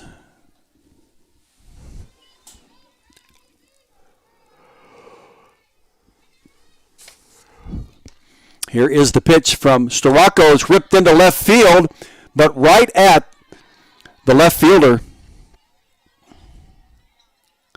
Lexi Blair. And that ends the Hawkeyes here in the top of the 6th inning. 3 up, 3 down.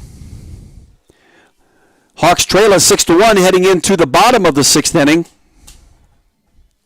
When Michigan comes to the plate, they'll have batters 7, 8, and 9.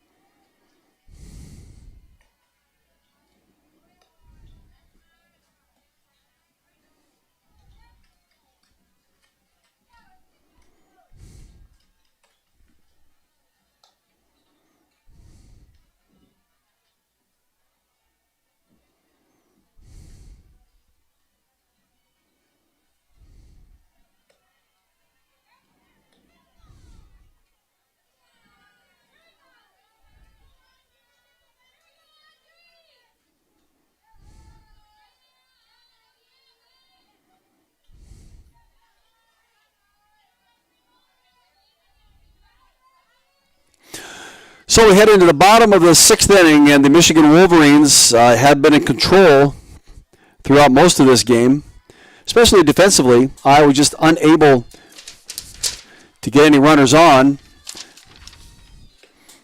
as Alex Storako has struck out 10 Hawkeyes, excuse me. And a new pitcher in for the University of Iowa. It's Maggie Peterson, who prepped at Pleasant Valley against Lexi Voss.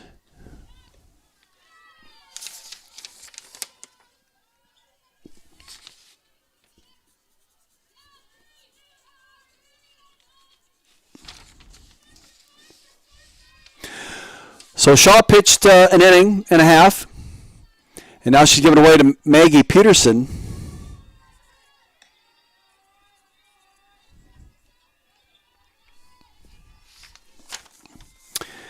And Lexi Voss has scored 2 of the 6 runs for Michigan. She has no official at-bats because both of them were fielder's choice at-bats.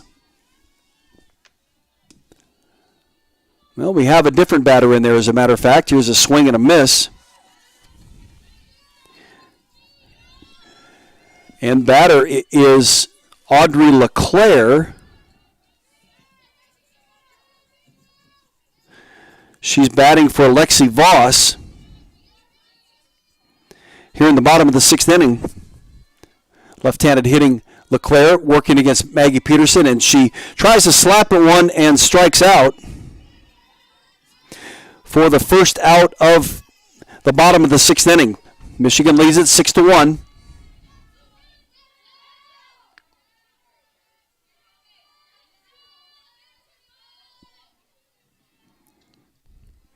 And that'll bring up Natalia Rodriguez, number 9 hitter.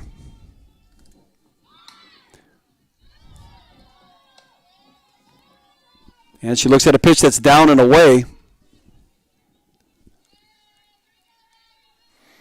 Maggie Peterson in the circle for the Hawks, freshman out of Pleasant Valley.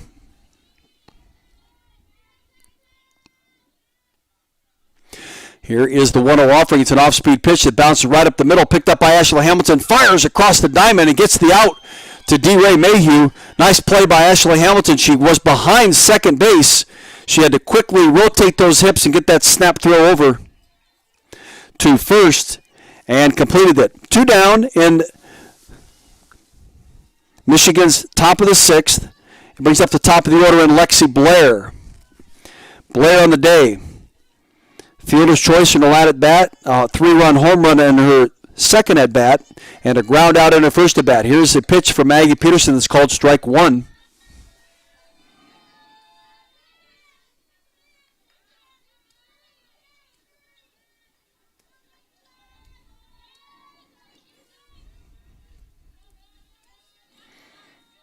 Here's the 0-1 from Peterson. Hits that outside corner. Strike 2 quickly now on Lexi Blair. Blair, a junior from Winter Garden, Florida, led the team in batting a year ago at 307 and 2 years ago at 406 in her freshman year. Here's the 0-2 as she gets a bat on and will hit it down the third base, the left field line and foul, but she just knows that anything close she's going to have to be swinging at.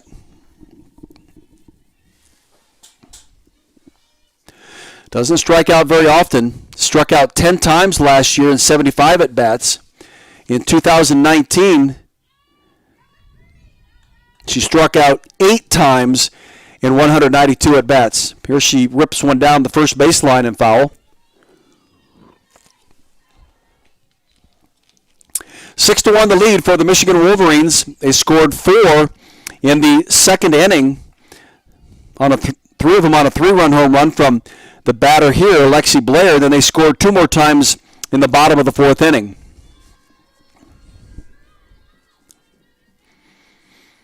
Here is the 0-2 that Blair rips right back up the middle, right over the top of Maggie Peterson. And another base hit for Blair.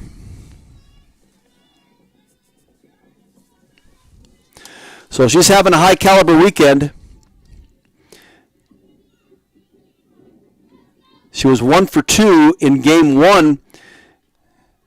Was hit by a pitch and scored on that. But in the doubleheader against Purdue, she was 1 for 6 with a run scored, an RBI double, 2 runs scored as a matter of fact, at the leadoff spot. Here she's on first base, 2 gone, and it's Julia Jimenez, third baseman for the Michigan Wolverines.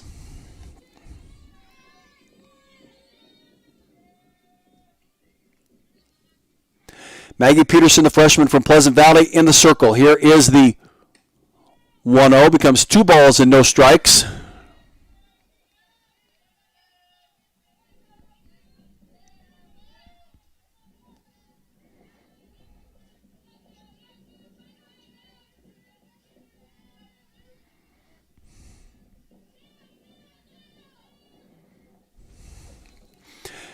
Here's the 2-0 for Maggie Peterson.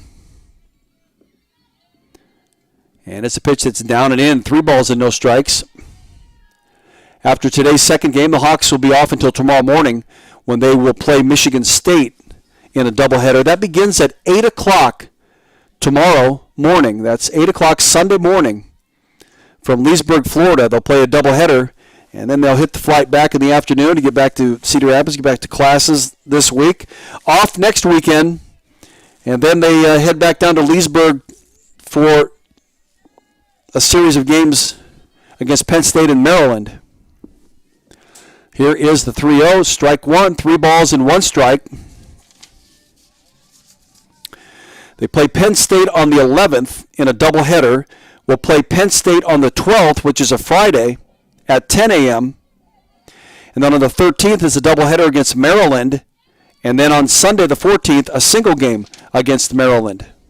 So they'll get 6 games in then. Here is the 3-1. It's called strike 2 on that outside corner for Maggie Peterson. Runner at first base is Lexi Blair, just singled. 2 out in Michigan's bottom of the 6th inning. Michigan leads this game 6-1.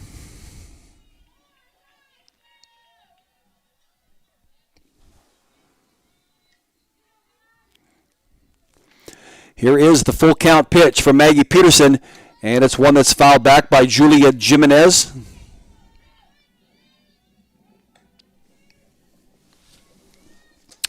Michigan State today playing Nebraska. Michigan State lost twice yesterday to Northwestern, shut out both games by identical 5-0 scores. 3 balls and 2 strikes on Julia Jimenez, sophomore from Fontana, California. She hits one to DeRay Mayhew, who knocks it down, picks it up, but it doesn't have time to get to the bag and just tags out Jimenez running down the baseline. So that'll end Michigan here in the bottom of the 6th inning. We'll go into the top of the 7th. Iowa trails 6-1. Denali Lecker, Lindy Milkowski, and DeRay Mayhew expected to get to the plate for the Hawks.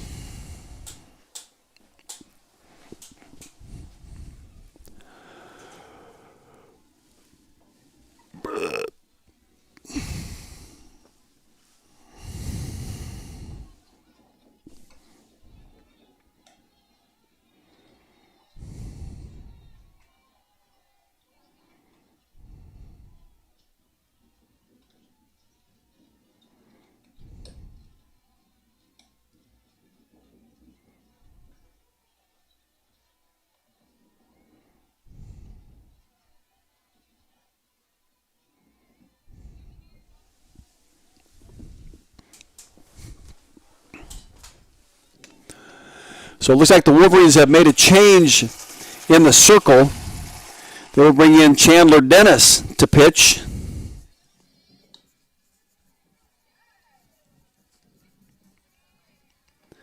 And that will end Alex Storacco's day after 6 innings. Storacco gave up 1 hit and struck out 10.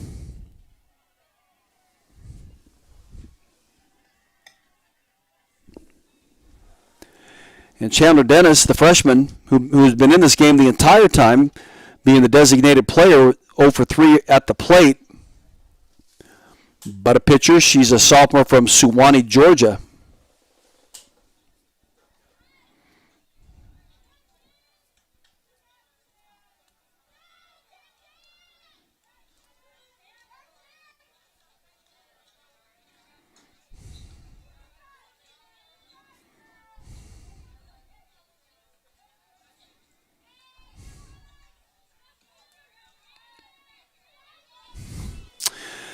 So Denali Lecker will step to the plate for the Hawks.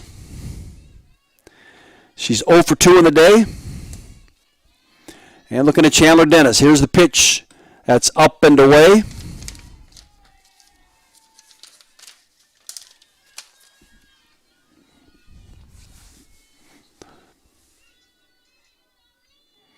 One ball and no strikes on Denali Lecker, who started the day in the circle.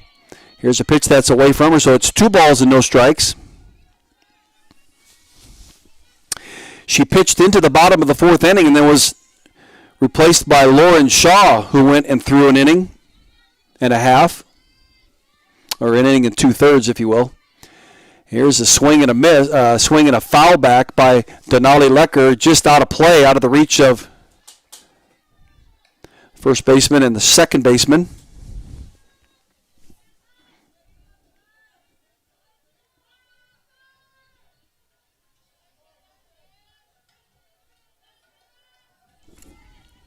So 2 balls and 1 strike on Denali Lecker, the freshman from Ogden. Here is the offering, and Lecker will hit it just to short right field, where the second baseman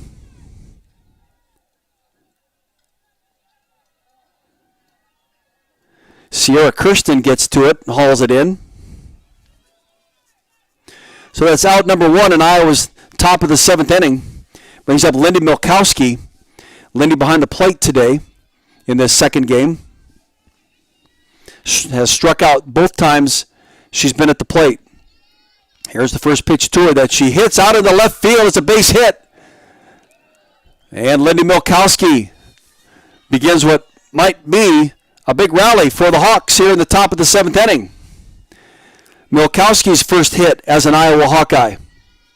Although she did score yesterday in game number 2, but she got on via a walk. And then she was chased home by the single from Nia Carter. Milkowski also pinch hit in the top of the 6th inning of game number 1, in which she struck out. D-Ray Mayhew at the plate, looks at strike 1 from Chandler Dennis. Nobody out in Iowa's, one out in Iowa's top of the 7th inning. Denali Lecker popped up to second base. D-Ray Mayhew at the plate. Here is the pitch from Dennis, a pitch that outside is a ball and a strike.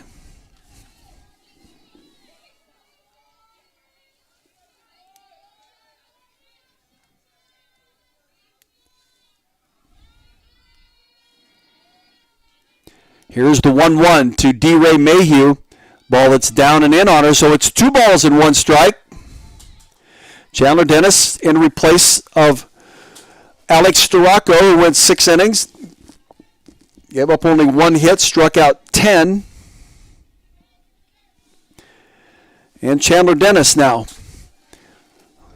served with the purpose of shutting down the Hawks. Here's a pitch that's looked inside on her, and the umpire sees it as strike 2. 2 balls and 2 strikes on D-Ray Mayhew.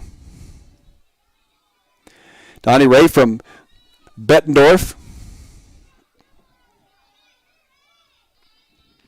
Here is the 2-2, and it's a pitch that's outside. D-Ray does a nice job to lay off that pitch. Dennis tried to get her to chase it out there. She does not. So with 1 out, 1 on, Donnie Ray Mayhew in a situation here.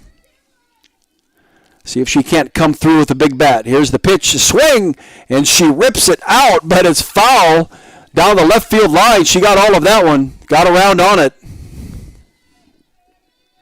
but foul.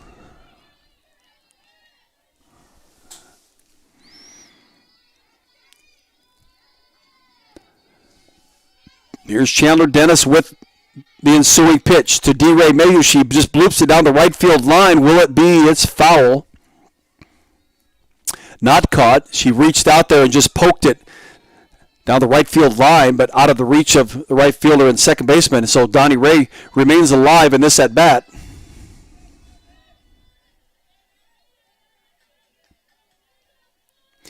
Michigan won game 1, 2-0.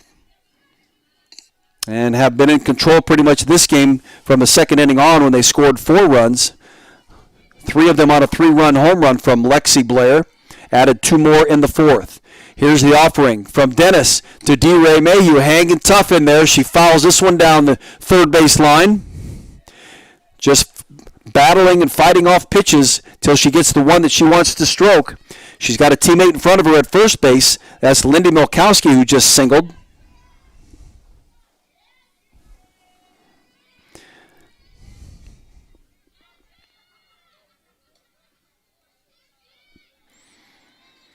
Here's the pitch.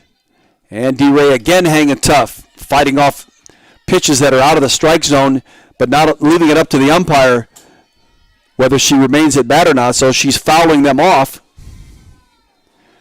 And remaining at the plate. Good piece of hitting here. Nice at bat for Donnie Ray Mayhew against Chandler Dennis. Here's the pitch. And it's a pitch that's down and in, and ball 4. That'll move Lindy Milkowski down to second. Mayhew is at first base. Ashley Hamilton, who pinch hit the last at bat, is up again with 1 out and runners at first and second. Are they going to pinch hit for Ashley this time, or is she going to bat? Well, she's in the batter's box. It looks as if they're going to pinch run, though, for Donnie Ray Mayhew. And running for the Hawks is Sammy Diaz.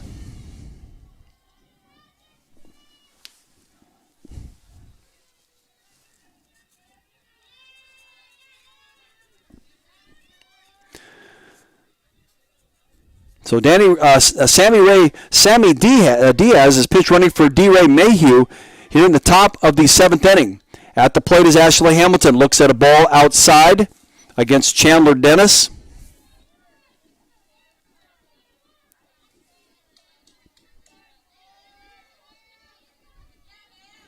One ball and no strikes on the senior shortstop. Pinch hitting here again is a pitch that hits that outside corner, so it's strike 1. 1 ball and 1 strike. 1 out, top of the 7th. Sammy Diaz pinch running for D-Ray Mayhew at first base, and Lindy Milkowski is at second base, and Ashley Hamilton at the plate. Here's the 1-1 count to her. Pitch that she swings at down and away and misses. Fooled by the pitch. Didn't get much strength on that swing. And she's got 2 strikes on her. Chandler Dennis, the freshman. Here is the pitch that's outside, just misses that corner. I'm sorry, Chandler Dennis is a sophomore from Suwanee, Georgia. So 2 balls and 2 strikes on Ashley Hamilton. In the top of the 7th inning, Hawks trail 6-1, have runners at first and second. Here's the pitch, a pitch that is outside. Close, but outside. 3 balls, 2 strikes on Ashley Hamilton.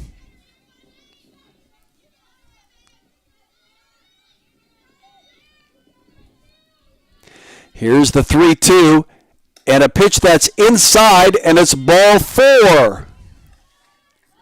So the Hawks, with their version of the bases being loaded, with 1 out, brings up Amber DeSena. In her very young University of Iowa Hawkeye softball career, has a chance to help the Hawks fight back. There's a meeting in the circle for the Michigan Wolverines. One of the assistant coaches is out talking to Chandler Dennis.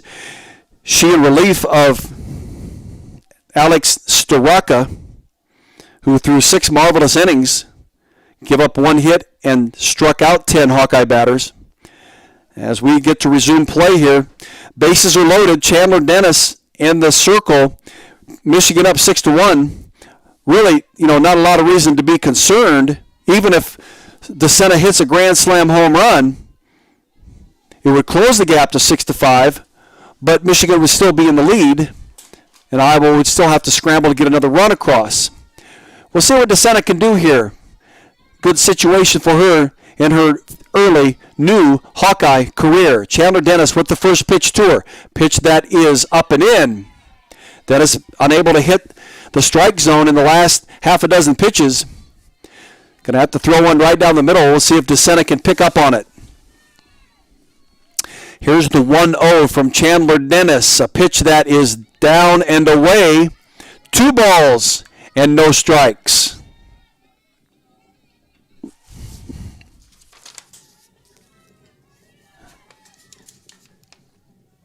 Chandler Dennis actually had 4 appearances in the circle last year and pitched 7 innings. Here's a pitch that's away, so it's 3 balls and no strikes. Waiting in the on-deck circle for the Hawks, it's Riley Klosterman. And if Dennis walks DeSena, a run would score, the bases would still be loaded. Here's the 3-0, a pitch that is up and in, and that's exactly what's going to happen. Lindy Milkowski will score. That's Iowa's second run. Sammy Diaz moves to third. Ashley Hamilton to second. And Amber DeSena draws the walk. That's back-to-back-to-back walks for Chandler Dennis. And I'll bring up Riley Klosterman. And I believe that head coach Carol Hutchins is going to make a change, which she is. And coming in to pitch for the Michigan Wolverines at this point, they're bringing back Alex Storako.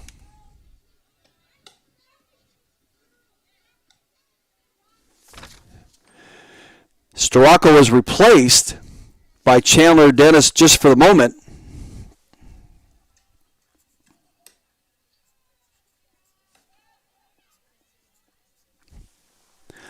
So Dennis was able to get an out, but she walked 3 batters, gave up a single. And now Storako comes back in.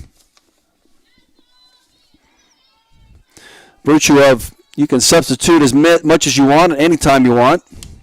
Policy in softball. And that brings up Riley Klosterman.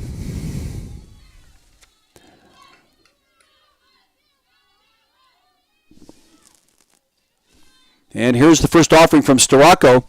It isn't Klosterman. For the Hawks, it's Zoe Schulte. Pinch hitting for Klosterman here in the top of the 7th. Zoe Schulte swings and misses, trying to slap it away. She a freshman out of Wentzville, Missouri as well. She and Marissa Peak, teammates in high school. Well, maybe. No, they weren't. Schulte from Timberland and Peak from Wentzville Holt. Here's a pitch that's called strike 2. So with the bases loaded, Zoe Schulte might be down to her last strike. Iowa has been able to get a run across here in this top of the 6th inning, trail it 6-2.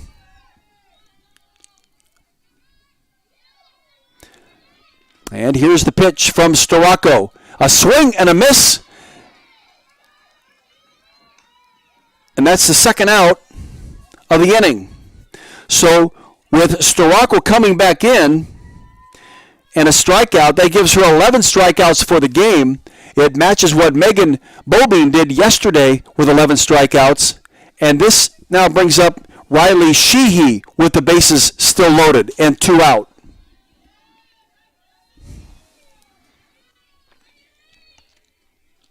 Here's the first pitch from Storako. Strike 1, an off-speed pitch that freezes Riley at the plate.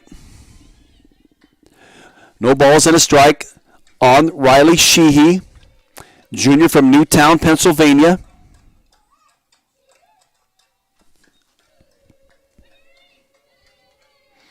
Here's the second pitch that she swings at and fouls it back, and now has 2 strikes on her.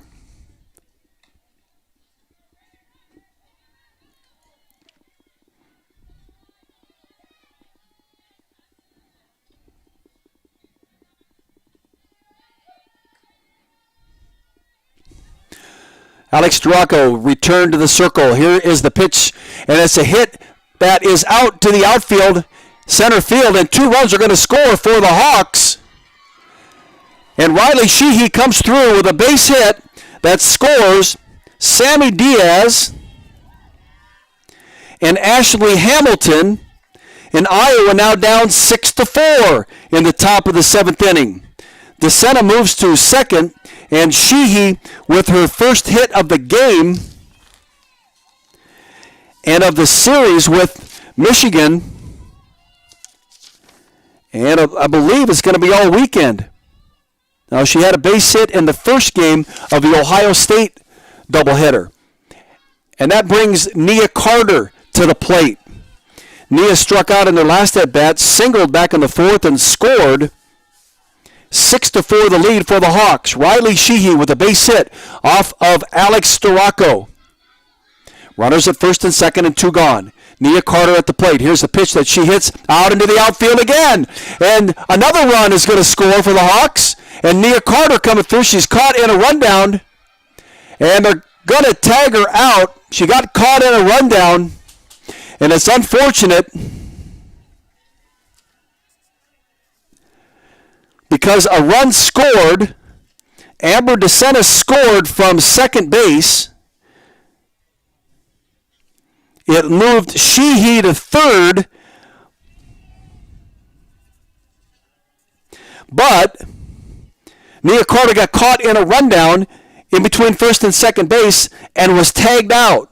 So what was once a 6-1 game became 6-5 in the top of the seventh inning. The Hawkeyes were threatening and had really some momentum going and a chance to tie the game, maybe even take the lead with runners on the base.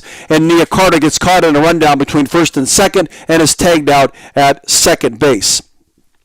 A nice comeback for the Hawks here in the seventh inning. Unfortunately, they couldn't come back far enough to salvage a split with the Michigan Wolverines in this doubleheader, the 17th-ranked Michigan Wolverines.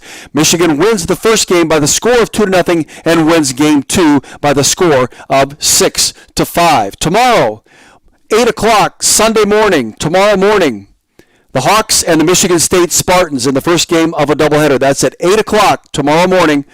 I'll be talking to you a few minutes before the hour of 8 o'clock to get you set up for that doubleheader.